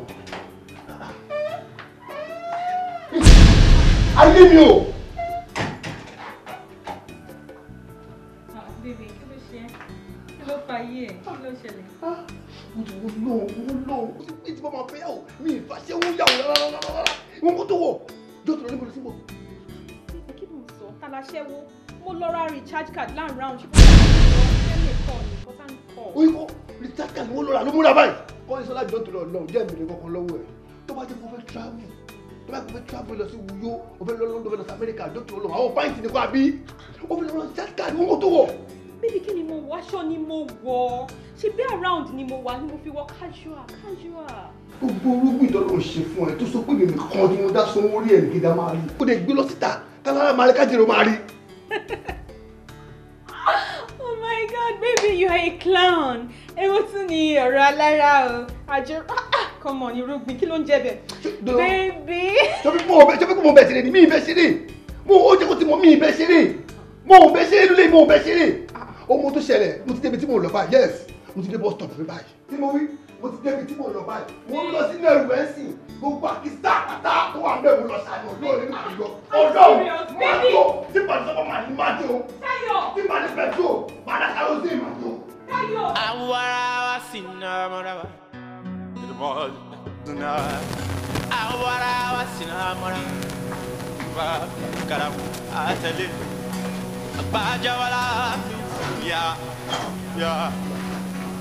awarawa, ma, kini ti do mole, kajo mashiri, kajo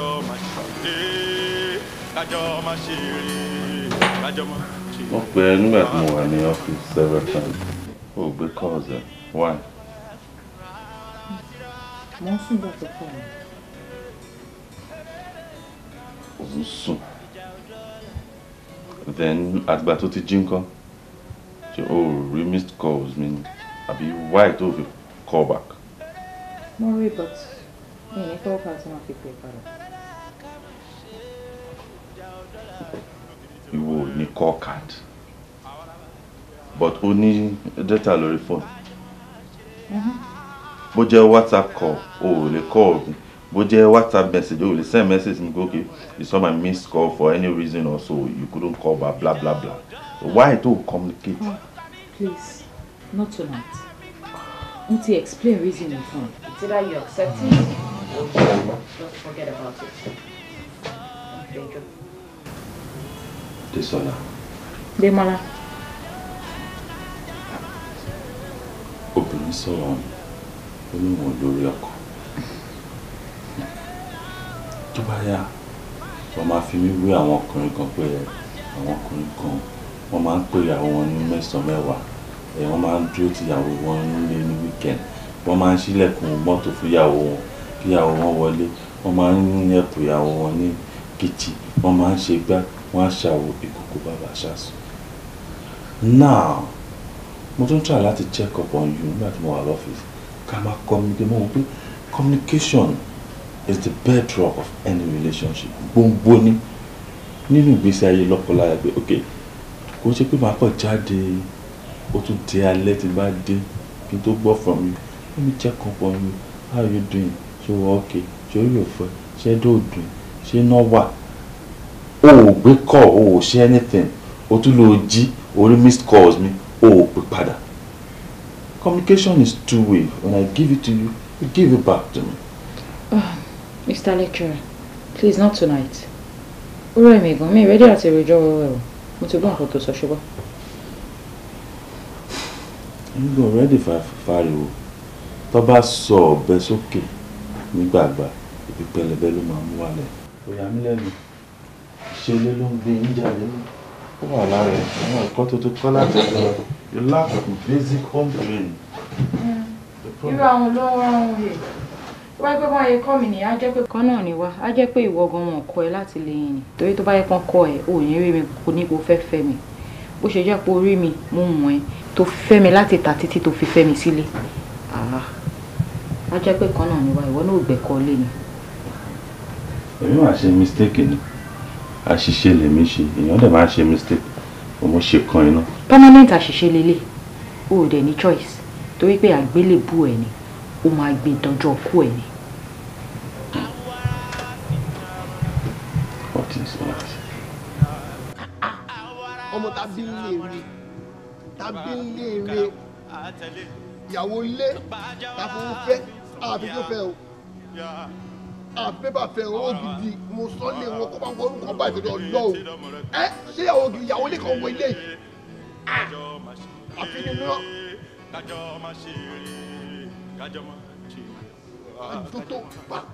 màmí sọ pé ó tó báyọ̀ lórí.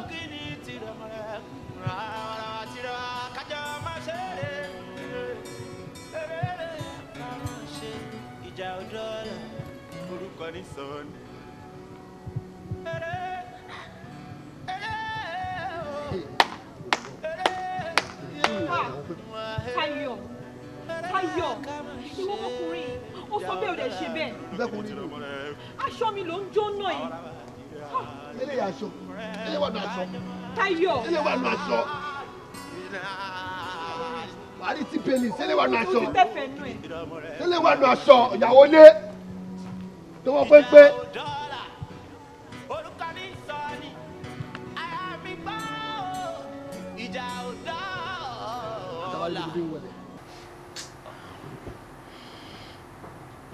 Wọ́n ti ẹ̀dùn náà báwo ni wọ́n ṣe wà pẹ̀lú ìyàwó lórí bẹ́ẹ̀ tí mo nílé tura pẹ̀lú ìyàwó mi.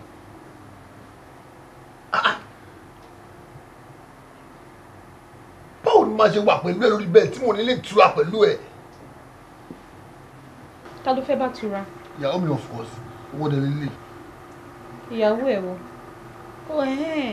Ó mọ̀ pé ìyàwó ẹ̀ ni mo jẹ́ ńgbà tó mú aṣọ mi tó jó. Àwọn aṣọ tí mo fi owó iyebíye rà, àwọn aṣọ tó sexy tí mo ní kí n rà kí n máa lè look sexy and beautiful for you nínú ilé. Ó mú gbogbo ẹ̀ ojú dànù. Ó ṣe wá sọ fún mi sí kó fẹ́ tura. Ẹ̀kọ́ ìmọ̀ tí wọ́n tó bí ẹnu sí jọ tó lọ lọ jọ má bínú jọ tó lọ lóyún tó mọ iṣẹ́ ìṣù ní owó tó wọ́n iṣẹ́ ọ̀bẹ náà tó kó mọ̀ mí náà.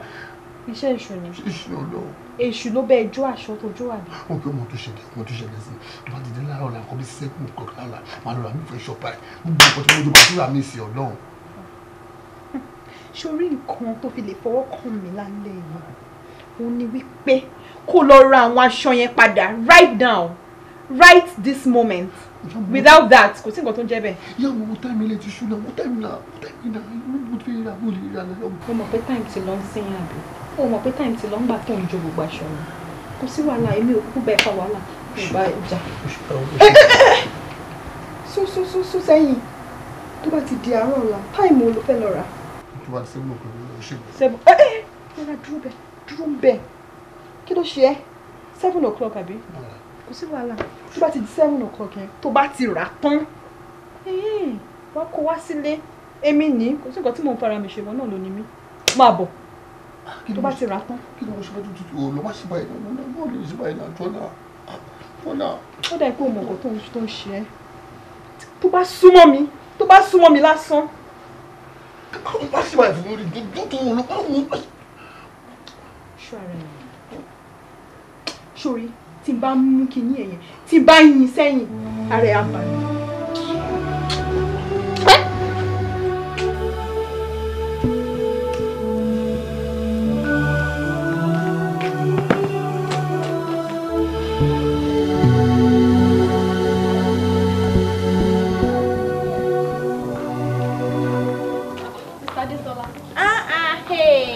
Ẹ̀yin náà ní kẹfọṣọ léde. Ẹ wo kí mo wá fẹ́ ṣe báyìí gbogbo aṣọ ti kún lébùn kan ní kí n ṣe lọ́ndù léde. Ọjà bẹ́ẹ̀.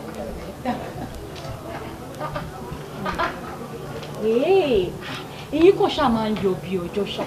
Ìwọ ni irun tẹ́tù ṣe irun eléyìí náìsì. Ìmọ̀ pé máa like. It's so nice. Ibo lẹ ti wá rà?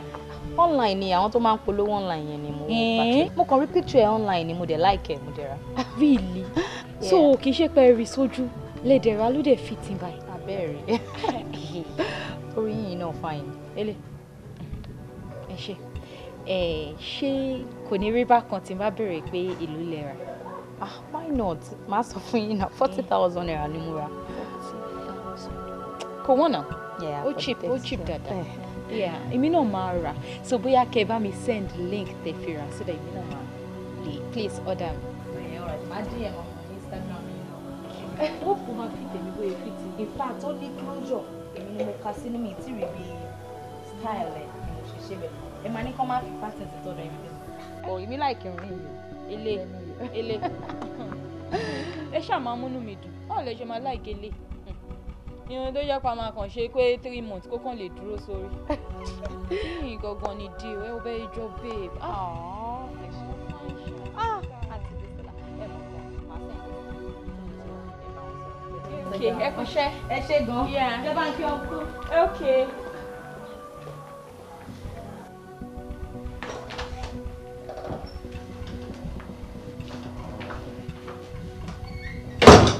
Káàbọ̀. Kí ni wà tí wọ́n ẹ̀jọ́ sọ́ta? Neighbor. Ó máa lóun like ẹran mi ni. Mo wá ń try láti sọ bí tí mo ti rà fún wọn. Kí ló like irun ẹ̀ fún? Kò mọ ibi tó ti ń tarun. Kí ló fẹjọ́ wèrè? Tó bá fẹ́ ra irun kó bọ́ sọ́jà kó lọ ra irun. Kí ló fa gbóná? Mi ìfẹ́ rí wà sí ẹ̀pọ̀ o. Ṣó sí ẹ ọgbọ́n tó fẹ́ fi wọlé sí ẹ lára ni and I don't want you and her together, okay? Come here. Súnmọ́ mi. Jẹ́ kí n sọ fún ẹ, ó fẹ́ wọlé sí ẹ lára ni. Tó bá yára ẹ ń bẹ kó ṣí brain ẹ lẹ̀, ó fẹ́ wọlé sí ẹ lára and I don't want you and her together, okay? But baby, how convenient is it? I said I don't want you and that woman together. Kí ni ẹ? Èmi ni ṣìkì ń dákẹ́ nìyẹn o. I should shut up? O fẹ́ kó gbọ́ obẹ̀rù ẹ̀ ju èmi lọ. Òun ló sanwó ilé mi àbí? Wọ́n ní ọbẹ̀ tí baálé ilé kì í jẹ. Ìyàwó ilé ò kì í sè. Fine, mi ò fẹ́ rí wà tiẹ̀ papọ̀. Torí tó bá ti di pé tí ń ṣeré wọléwọ̀de ẹ ti ń jọ rẹ̀ á pé ẹjọ́ kan máa kó ẹlẹ́kọ̀ọ́ burúkú. Obìnrin tẹ́ pé kọ́kọ́ ẹ tó sọ méjì tó sọ mẹ́ta. I don't want you and that woman together. Is that clear? Make your point clear. Thank you. Baby, ṣé tó rẹ̀ ló ṣe pariwo? Mi ò ṣe ní pariwo, òun bá yẹn ṣeré. Tó bá di pé tí ń jọ ń ṣeré sí àdìpé àwọlé ẹjọ́ ń jókòó máa kọ ẹ ní kọ̀kúkọ̀ bí ọ̀nà ṣe máa bú mi ṣe gbogbo ẹ̀. Ọlọ́run ò ní jẹ́ mi fi yẹn bẹ̀rẹ̀ ayé mi. Mo fọ́ Ọlọ́run bẹ̀ mo rí ẹ kí n tó fẹ́ ẹ, omi ò fọ́rọ̀ ọmọ yẹn in my house. You don't want it. Ó ṣe dáa. Jẹ́ ká lọ wọ̀ sí ibi. Yeah, look, James, I'm ready to go over there. Ewu aṣọ wo ló fẹ́ kí n bẹ̀ lọ? Oh, anything. Tó bá ti mú wà. Abẹ́rẹ́ ni ojú ibi tá a máa fokùn sí lára ẹ̀.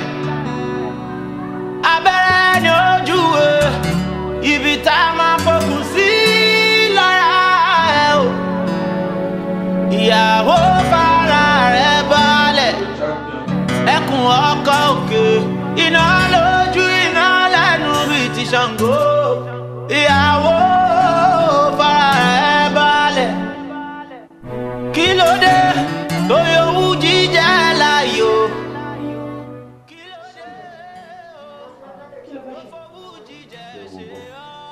Ó fẹ́ wo bọ̀.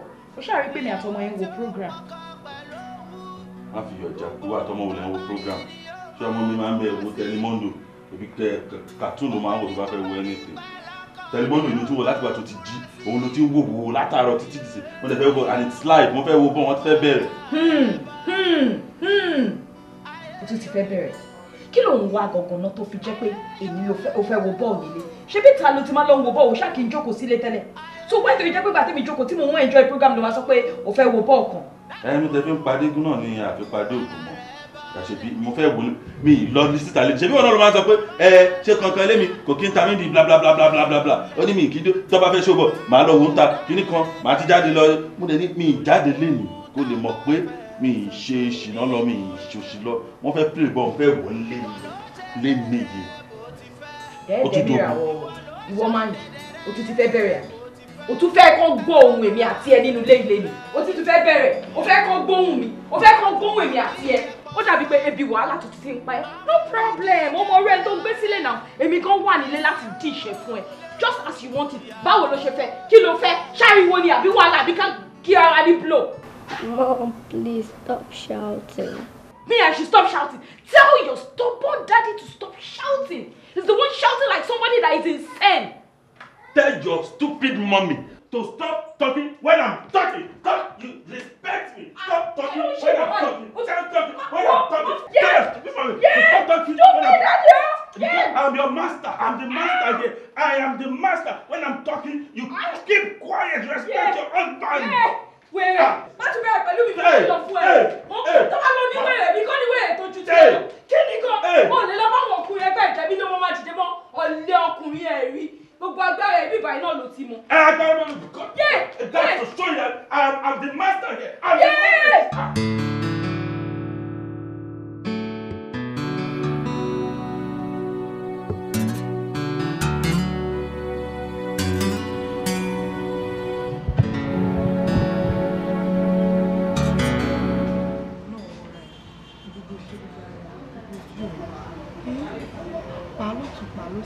Bójú wọn bá fọ báibái ló máa ń wò ó ìwò fẹ́ gbà kọ̀kọ̀ ẹ̀ ọkọ náà fẹ́ gbà fún ẹ̀ ọ̀gá méjì lè sínú ọkọ̀ náà gbogbo ara ẹ̀ gbogbo ènìyàn ṣe léṣe.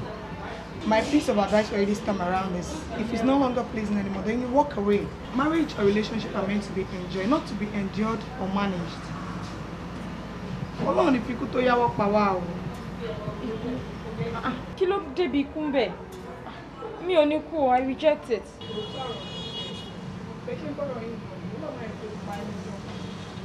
Stop, o lè pa mí, èmi kò máa ṣe tèmi fún. Máa ṣe tèmi fún. Kí ló sọ bó ṣe? I beat her black and blue. Mo nọ bí aṣòfin. Confirm. I'm proud of you, my nigga. So gbogbo àwọn obìnrin tó máa sọ pé àwọn ò ní máa gbọ́dọ̀ sọ̀kò lẹ́nu. Orú ìyà tó máa jẹ wọn lélẹ̀. Àwọn tó bá náà ò ní máa gbọ́dọ̀ sọ̀kò lẹ́nu. Ìyà tó máa jẹ lélẹ̀. Confirm. Àwọn idiot gbogbo. Confirm. Mo wò pé ìyàwó tí mo fowó mi fẹ́ irú nonsense wo nìyẹn. Ó dẹ̀ fẹ́ kí n máa regret pé mo marry ṣá. Ọ̀rẹ́ lọ́rọ̀ wo ló ń sọ yẹn? Báwo ló ṣe máa sọ pé o regret pé o marry? Wa kò sí má ṣe nínú ọ̀rọ̀ àwọn obìnrin. Ṣùgbọ́n ilé tó bá lóun ìyá létí lápá nínú wọn. Orú ìyà tó délé ìyà tó máa jẹ gbọ́ngàn nìyẹn. Ó lè máa jẹ́ nìyẹn. Ó lè máa jẹ́ nìyẹn. Bàbá. Ọ̀rẹ́ kí ló dé? Kí ló tún fẹ́? Mo fẹ́ mọ ti sí ni kí n fi pàrọ̀nù ẹ̀. Lady yẹn frustrate mi, orí mi ṣì ń gbà. Ẹni mi ò ní ìdè. Barman! Mo ti pa ẹ̀. Ṣé bó ṣe wù ẹ́? Abẹ́kọ̀ọ́ mi sà. Ẹ kí ti ságun ládàá lọ fún pé yìí. Mo pè é. Báwa kọ títà mọ́ yìí. In fact, gbé crate kan wá. Kí ló ṣẹlẹ̀? Kí ló ṣe kí ló há ẹ lẹ́nu? Ẹ má bínú, mo kọ̀ rò pé kò dáa fún health mi. Ọ̀dẹ̀ ní ẹni. Ó jọ bẹ́ẹ̀. Ṣé òun ṣiṣẹ́ dókítà ní ẹni àbí bámà? Mo ti ṣiṣẹ́ mẹ́tẹ̀lẹ̀. Mo ti ṣe pharmacy. Ó dà pé ilé ti gbálẹ̀ tó wá ṣe. Wọ́n ní kó kọ́ tí wá. Tó yẹ kí ni ẹ máa lò pàfẹ́ kọ́ tí tábà wọn tọ́ pé ká máa kó lọ ní ká ti máa gbé lọ lé ojú nǹkan òun bèèrè lọ́wọ́ pé kí lálẹ́ fi ṣe. Ó dà kó tí iṣẹ́ síbòmí. Ọgọ́ta ọ̀gọ̀ta kó wọlé àwùjọ àti. Continue wájọ, we are celebrating, man. Celebrate Ongalo. Jó rè o. Jó o mọ̀ ní. Bàmà gbé malt crate kó malt crate náà wá o. Jó ti dé o. Jó. Wọ́n mi jákọ́já crate méjì mi ò máa ń jọ. Kí ló dé? Abẹ́rẹ́ ni ojú ibi tá a máa fokùn sí lára ẹ̀. Abẹ́rẹ́ ni ojú ibi tá a máa fokùn sí lára ẹ̀. Ìyàwó àgbàlagbà obìnrin ní ọkùnrin nínú ìfarapa ẹ̀. iná lójú iná lẹ́nu bí ti Ṣàngó. Ìyàwó fara ẹ̀ balẹ̀.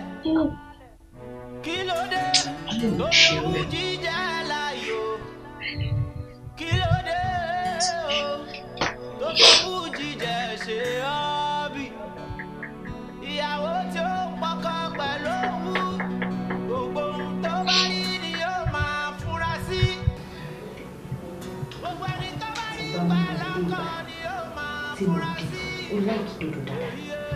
Ìyàwó fara rẹ̀ balẹ̀.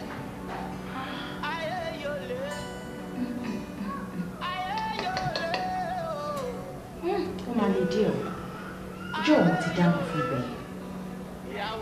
Tí bá wá lọ ṣe ilé ó máa mú fúnra wá. Nǹkan máa wò ó pé kí ló dé? Èmi tó wá lónìí màá máa sọ pé mo fẹ́ sọ ìfáàmù.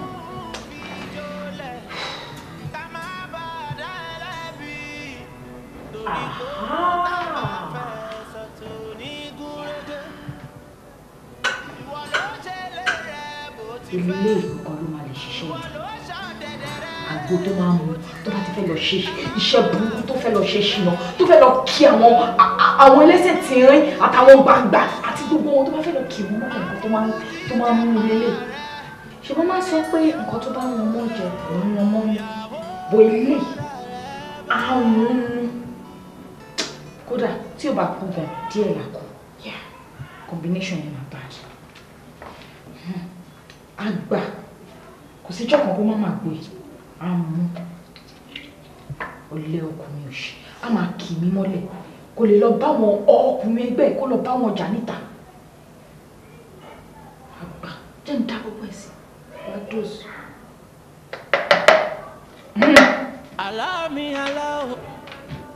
Alámi dórí odórí odórí ọmọbìnrin kan àti ọmọkùnrin kan tí wọ́n jọ ń ṣọkọ ìyàwó. Alámi aláwọ̀ alámi aláwọ̀ ẹ má bá mi ká lọ. Alámi aláwọ̀ alámi aláwọ̀ alámi aláwọ̀ ẹ má bá mi ká lọ. Alámi aláwọ̀ nígbà wọn ni ìyàwó lọ bá sítọ̀. And the kids are so smart. I swear. Baby, Kenny. Kenny. Mo tura ni, of course. Oh, yeah, so. O de jókòó de tún rẹ́rìn. Oh, damn! Baby, ṣọ́lọ̀ ń dalẹ̀ so. Then she saw Jack, let me pé ṣọ́lọ̀ ń dalẹ̀ so. A jọ jókòó àwọn òfin so ba atmosphere jẹ́. Wọ́n bí mi pé ṣó ń rùn ni. Ọ̀bùn obìnrin. Ṣó lè tó báyìí ni? Ó lè jù bẹ́ẹ̀ lọ, man. Ó yẹ kó lọ fi hypo fọ́nú ẹ̀ ni. Hypo. Ó ga o, iṣó lásán. Kí ló mí pé so lásán? So táwọn àlejò bá wá tọ́wá kí ọwọ́ máa fi sódà wọn lára yá nìyẹn. O ní tíjú ò ní anything. Ṣé mo máa ń sọ níṣojú àlejò ni? Máa excuse ara mi náà, mo kàn feel free pẹ̀lú ẹ̀ ni náà. Okay, táwọn àlejò bá wà excuse wọn. Èmi la láàrin pín ẹ̀ tó lè máa yasó sí ẹni àpò sí respect sí kankan. Kákan lè máa gbóhùn ara wa sọ́kọ àti ìyàwó. Ẹ̀yin àti ẹ̀gbọ́n ara òun ò ṣèwé ni kí ló ń ṣe ọgbọ́n kan tó ń sọ lẹ́nu náà. Ó máa ń bínú gan. Ojú òtí ẹ̀ tó bá rí ẹ̀sùn wa náà ti rọ ọmọ tán òun yasó ṣì fún mi nílé. Máa ṣe ìwọ máa yasó ẹ̀. Wọ́n dìde ni. Mi ní dídè máa jókòó máa kó òun kúkú sínú. Wo múfì yìí mọ́ ni. Lórí ọ̀rọ̀ kìíní yìí, bébí mo ti gbọ́nra kò rùn mọ́ má bínú ọkọ mi jọ. Ìyàwó lọ́rẹ̀ bá pásítọ̀, ó ní I want to get married. And what pastor asked ni wípé, how many books about marriage have you read? Ìyàwó dáhùn, ó ní none, ó ní none, ó ní none. Pásítọ̀ bá sọ fún pé, you mean you've never read any book about marriage and you want to get married? Ó ní bẹ́ẹ̀ ni sà, because I am a big girl now. Ṣùgbọ́n ọmọge ò rántí pé ọ̀rọ̀ márèjì ó kọjá big girl o. It goes beyond I'm a big girl. What you don't have, you can never give. Olórí burúkú, aré ti wà lọ́nà kò ní dá fún ẹ. Wo láyéláyé gbọ́kọ́ ó fẹ́ gbọ́kọ́ mi. Ọlọ́run ní fún ẹ ṣe ìwọ ló jẹ́ kọ́kọ́ mi rí tèmi rò. Ó jẹ́ kó rí tèmi rò látọjọ́ ẹ nínú ilé. Mo ṣáà rí àwọn complain mi ò gbé bábá bó ṣe yẹ kí n gbé. Mi ò gbáwo bó ṣe yẹ kí n gbé. Mi ò tún jẹ ọbẹ̀ òní magi, kò ní yọ̀, kò ní kíní kan. Ìwọ ni. Ìwọ ni creamberry látọjọ́ ìwọ. Tí n bá gbá ẹ mú, tí n bá ra ẹgbẹ́ gbogbo cream ara ẹ̀yẹ, ó máa gbẹ dànù ni. Ó lọ ṣe àwọn ẹbí ẹ̀, wọ́n máa fojú sunkún ẹ ni. Gbogbo nǹkan tó ń dùn láyé máa di kóró ni. Ayé ò ní dáa. Olórí burúkú olóṣì gbọ́kọ́. Hello?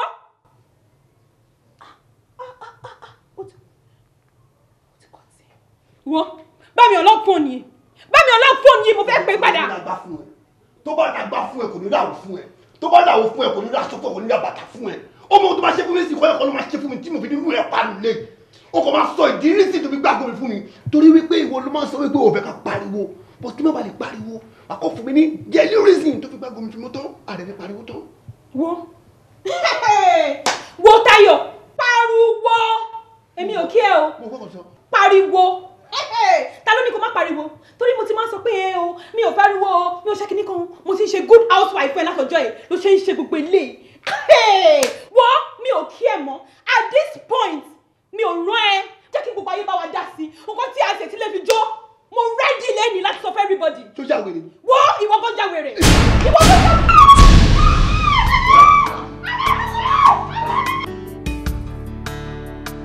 Wọ́n ní kí n ṣe bí ewúrẹ́, mo ṣe bí ewúrẹ́. Wọ́n ní kí n ṣe bí àgùntàn, mo tún ṣe bí àgùntàn. Ṣùgbọ́n kò sí bí a ṣe fẹ́ ṣe bòlò àwọn ọkùnrin tí wọn ò ní rùngbẹ́. Táyọ̀, ìwọ gbé ọwọ́ ẹ sókè nà mí for the very first time. Ha! Ó ti ṣiṣẹ́ o. Kì í ṣe wípé èmi náà ò ní oró nínú, but mo kàn kọ́wọ́ ọmọ mi báṣọ ni kí àlàáfíà lè jọba.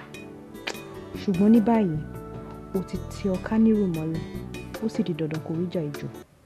Awara wasina maraba, irmol duna.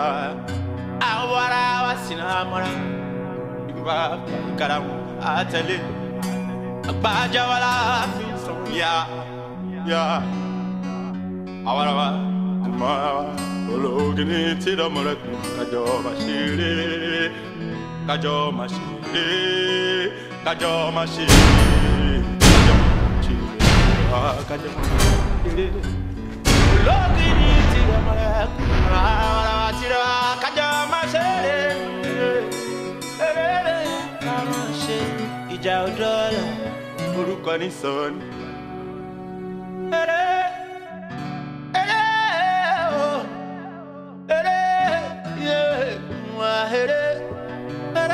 kamashe ija odola logini tira mara awara ba tira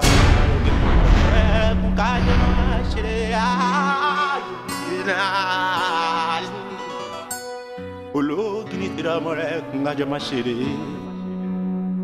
ìjà òdọ́là orúkọ ní sọ ni àyà mi gbọ́ ìjà òdọ́là orúkọ ní sọ ni o.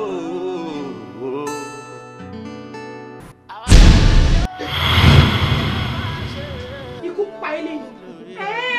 Ikú pa ẹ́.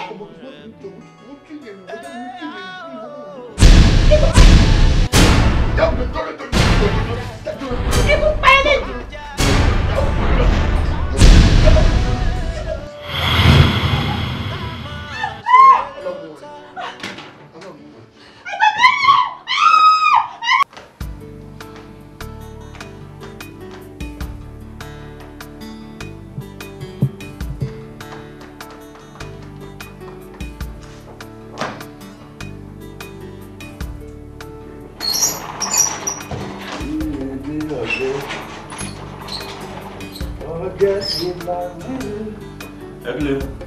Ẹ káàbọ̀. Ẹ kú òde. Bàbá alágbádá. Ẹ lọ ṣolówó ń bẹ àbí. Ó ń da agbádá kan báyìí, ó ń náwó, ó ń dá kejì báyìí, ó ń náwó. Gbogbo bó ṣe ń ṣe níta pátápátá gbogbo ẹ̀ ni mo rí live and direct. Níbo? Mi ò lọ síbi kankan tí mo ti rí o. Live báyìí ni mo ti rí lórí fóònù mi. So ìwọ ló ń ṣolówó fún wa bí? Ó ń fi bàbá olówó kó wọn lómi ọbẹ̀ jẹ, ó fi ń ṣe ṣìnà. Ó agbádá tó wọ̀ náà rẹ̀ àbí tó fi ń ṣe ṣìnà. Àṣírí ẹ̀ ti tú síbi lọ́wọ́. Kí ló dé? Kí ló ń wá kiri? Kí ló fẹ́? Ọkùnrin ṣe máa wà tó jẹ́ pé ojú kòkòrò yìí náà ní ṣọ́nfọ̀bìnrin ṣí ẹ ni. Kí ló ń wá kiri gangan? Kí ló sọnù lọ́wọ́ ẹ̀? I'm not clear on this. Èwo ni ṣọ́fọ̀bì mo lọ sí party olóhùn wo live video àbí whatever. Okay, ṣé party tí mo lọ kí ni mo ṣe? Ṣé tí bá wà ní party mi ní jó ni? Oh, ìjó lẹ̀ ń fàyà lọ́yà. Ló ń ṣe báyìí fún ẹ. Ìwọ náà ń ṣe báyìí, ló ń ṣe báyìí, ló ń dàgbàdà, ló ń ṣe bàbá olówó. Kí ló dé ṣe kankan ilé ẹ̀ kò kí ń tá ẹnìdì ni? Kí èèyàn tí ó dín di Èkó kó kúrò lẹ́kọ̀ọ́, ó ṣe pátí lẹ́kọ̀ọ́, kò tún tó, ó tún lọ sí Ìjẹ̀bú, ó dídí Ìjẹ̀bú, ó tí ẹ̀ ṣàánú ilé ayé ẹ̀, ó ṣàánú àwọn ẹbí ẹ̀. Ìgbé bó tẹ̀ ṣe ń lọ níjẹ̀bú yẹn, kí mọ́tò kan tiẹ̀ crash kó kú dànù síbẹ̀. Kí ló dé lórí ìṣìná iná? Obìnrin Èkó ò tún tó ẹ tán, ó tún gbéra lọ sí Ìjẹ̀bú lórí pé òun wá obìnrin kiri. Àwọn fi ṣí ẹ ni, àwọn tó dẹ̀ fi ṣí ẹ wọ́n ti gẹ́ ẹ̀tẹ̀ tán pátápátá. Dẹ́sẹ̀rá, ọmọ tó yìnbó sọ. Èmi ò mọ̀ fún ẹ o. Òyìnbó ni don't go into a bar with a pig because you get dirty and they enjoy it. mi ní bẹ́ẹ̀ fa wàhálà bíkọ́ mo mọ̀ pé o tí wọ́ tó máa ń gbádùn ní ariwo yẹn. Demola, hold on. Kí ló sọ nísìnyí náà? Demola, ìwọ ń fi èmi wí ẹlẹ́dẹ̀, ó pè mí lẹ́lẹ́dẹ̀. Tó bá jọun la fi ń wé o. Ariwo àwọn pípọ̀ yìí máa ń pọ̀ sílẹ̀ báyìí. Ṣé wọn ò ní ṣera wọn léṣe? Ọkọ mi ló dẹ̀ ní máa lájà báyìí torí ọ̀dọ́. Abúrò ogun wo lélẹ̀? Àbí lọ bá wọn ni.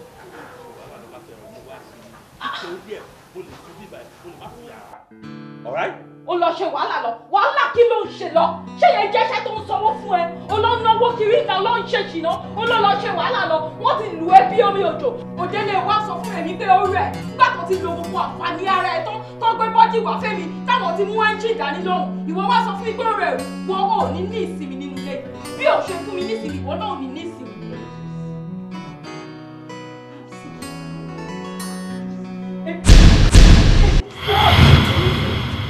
Èmi sì máa fi wọ̀nyí kọ́kọ́ kọ́kọ́ sí ọ̀gbọ̀n kò sí kó rẹ́dì fún ìsàlẹ̀ rẹ́dì fún ẹ̀ rẹ́dì fún ẹ̀ mi ò wá òkè mọ́ báyìí. Pẹ̀lẹ́ ilé iná àkọ́ ẹ̀ lọ́gbọ́n at least wàá jókòó sílé fún bíi ijọ́ mẹ́ta tàtú nìyẹn kí ló dé. Ìdérí.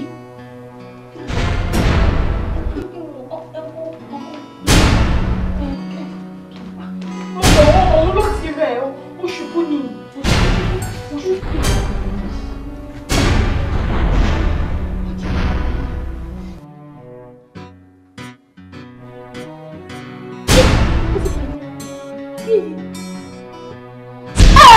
Ọwọ́ yẹn padà bẹ́ẹ̀. Ẹ ti padà pààyàn. Ó yẹ bá wọn sọ̀rọ̀ ẹ jí wọn. Kí ni sì máa bá wọn sọ̀rọ̀? Bébì. Kẹ́yìn kó bá mi. Ẹ padà pààyàn. Àti bí mo ṣe wọ́n tó. Kí ló ń wá sílẹ̀ NYSC? Ọjọ́ mi ò ní rí bí mi dẹ̀ mú fóònù mi dání. Kí ni mo fẹ́ fi ṣe evidence báyìí mo dáràn? Àti bí sọ́nà. Yẹ bá dín wọn.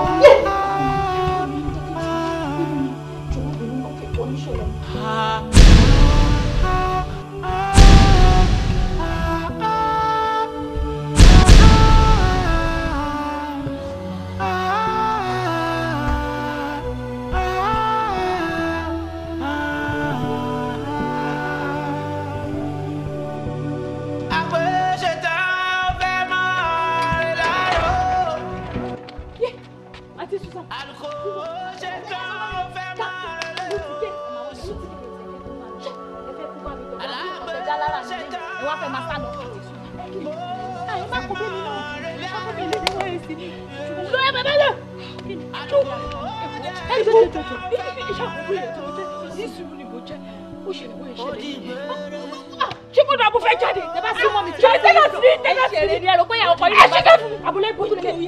Tẹ bá ṣe wèrè máa fún yín blò. Wọ́n máa ń bá yín sọ máa lé ẹ̀gbọ́n. Gbogbo nǹkan tó jolú ẹ̀ ti rí. Ẹ wá ẹ̀ sì nìyẹn gbogbo nǹkan tó jó mi rí. Tẹ bá súnmọ́ mi. Sáyé sọ̀rọ̀. No, it's okay. Ìjọba mi ń tẹ́ ebi mo pè. Tẹ bá súnmọ́ mi, ẹ má yẹ fún wa o. Èmi mo pè wọ́n o. Open the gate. Mo mọ̀ èmi ni mo mọ̀ ọ́n ṣe mo mọ̀.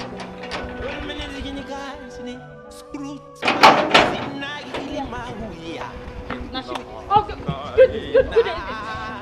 That what? How are you doing? Yes. You are under arrest. I'm a tenant here.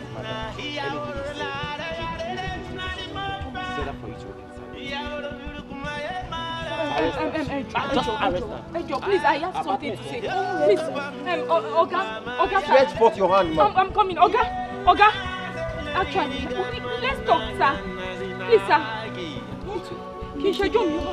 Ti Susan, tàbí tí mo like. Èmi náà like. Ti Susan. Ẹ ti kó bẹ́ẹ̀ mi náà kọjá ìlókù tí màá ṣe pé mo gbọ́ fún ọkọ̀ tó ṣẹlẹ̀. Susan. Oya, ó mà ti. kó dábọ̀ máa wá wò yìí.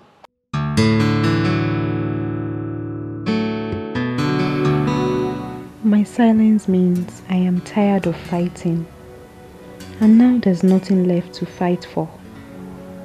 My silence means I am tired of explaining my feelings to you, but now I don't have the energy to explain them anymore.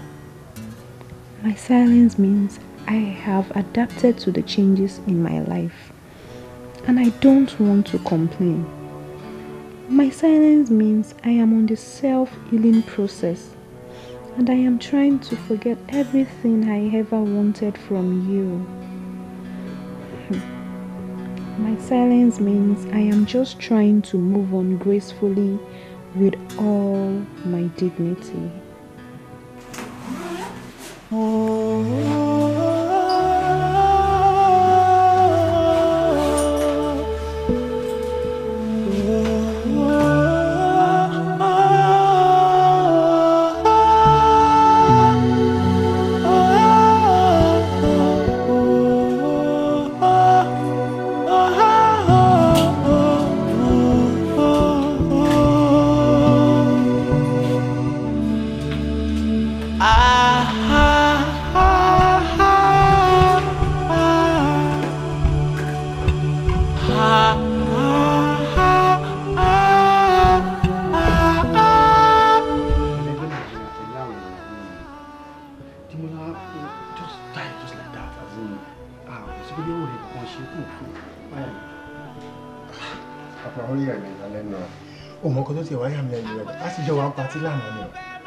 Ṣé bí èèyàn ṣe máa ń kú náà nìyẹn ṣá? Ikú kan ló pa. So kí ló wá pa o? Ṣèbí ìyàwó ẹ̀ máa ń ṣàǹfààní ìwòye tó gbé sílẹ̀ ló pa. Ìbẹ́ yìí náà nìyẹn, ọ̀dàdà ikú ẹ̀dá. Ẹbí wọn ni chief adviser tó máa ń adviser fún kó máa bá ìyàwó ẹ̀jà gbogbo ìgbà. Ilé ìjọba àti sọ́ọ̀tì. Ẹ ti máa adviser ló ti wá ní pé kí ìjọba náà kó lọ ṣe pẹ̀lú àwọn tó ṣe. Mo ká máa pààrọ̀ ìyàwó ẹ̀ náà ó stubborn. Mo ti gbọ́. Ṣèbí tí kan bá stubborn, ṣèbí kan á calm down ni. Tí kan bá gbé wá gbígbóná, ìkan á gbé wá tútù. Sùúrù lọ fi ń lo ilé ayé. Ṣé o ti ní ìsìnkú bí tí gbogbo ẹ̀ já sí? Ẹ̀mẹ́nu. Ìrọ́pẹ́ náà dá àwa tó kù lọ sí. Wọ́n á máa fi ṣẹ́ṣọ̀ gbogbo wa.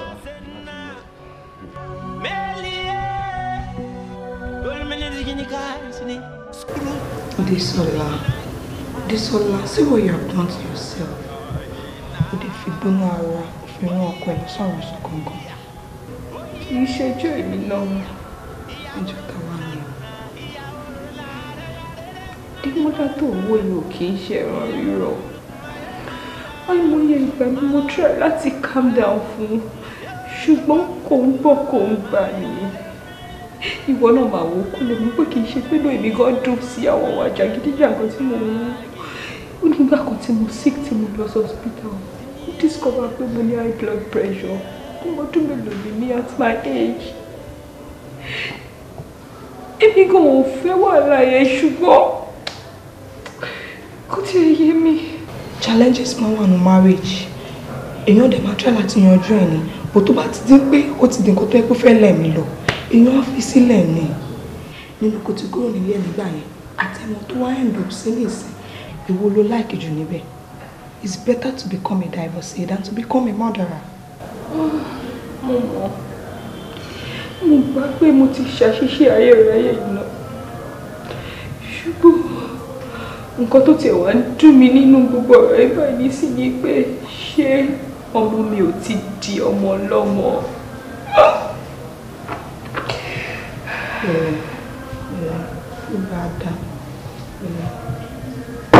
Time out, madam, you have to leave now. Àti màá máa rí ẹ.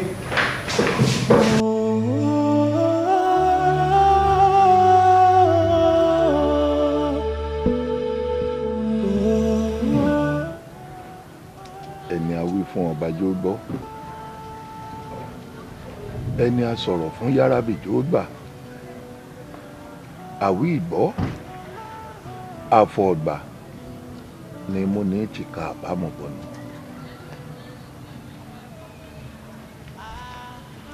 Ẹ̀yin obìnrin ìwòyí, gbogbo ẹ̀yin ọ̀dọ́, mo fẹ́ kẹ́ ẹ súnmọ́ mi níbi kẹ́ ẹ yá mi létí yín. Nítorí wípé etí làwò kó fi gbéyàwó ọ̀rọ̀.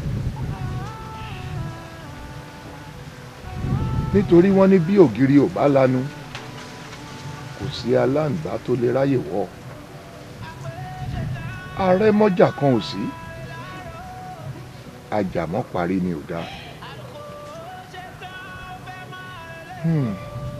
Ẹ̀rí gbèsè ayé Désọ́lá ẹ fi ti Désọ́lá ṣe àwòkọ́ṣe kẹ́ ẹ sì fi ṣe àríkọ́gbọ́n. Désọ́lá mọ̀dé rù wọ́n nítorí àìní ìfaradà.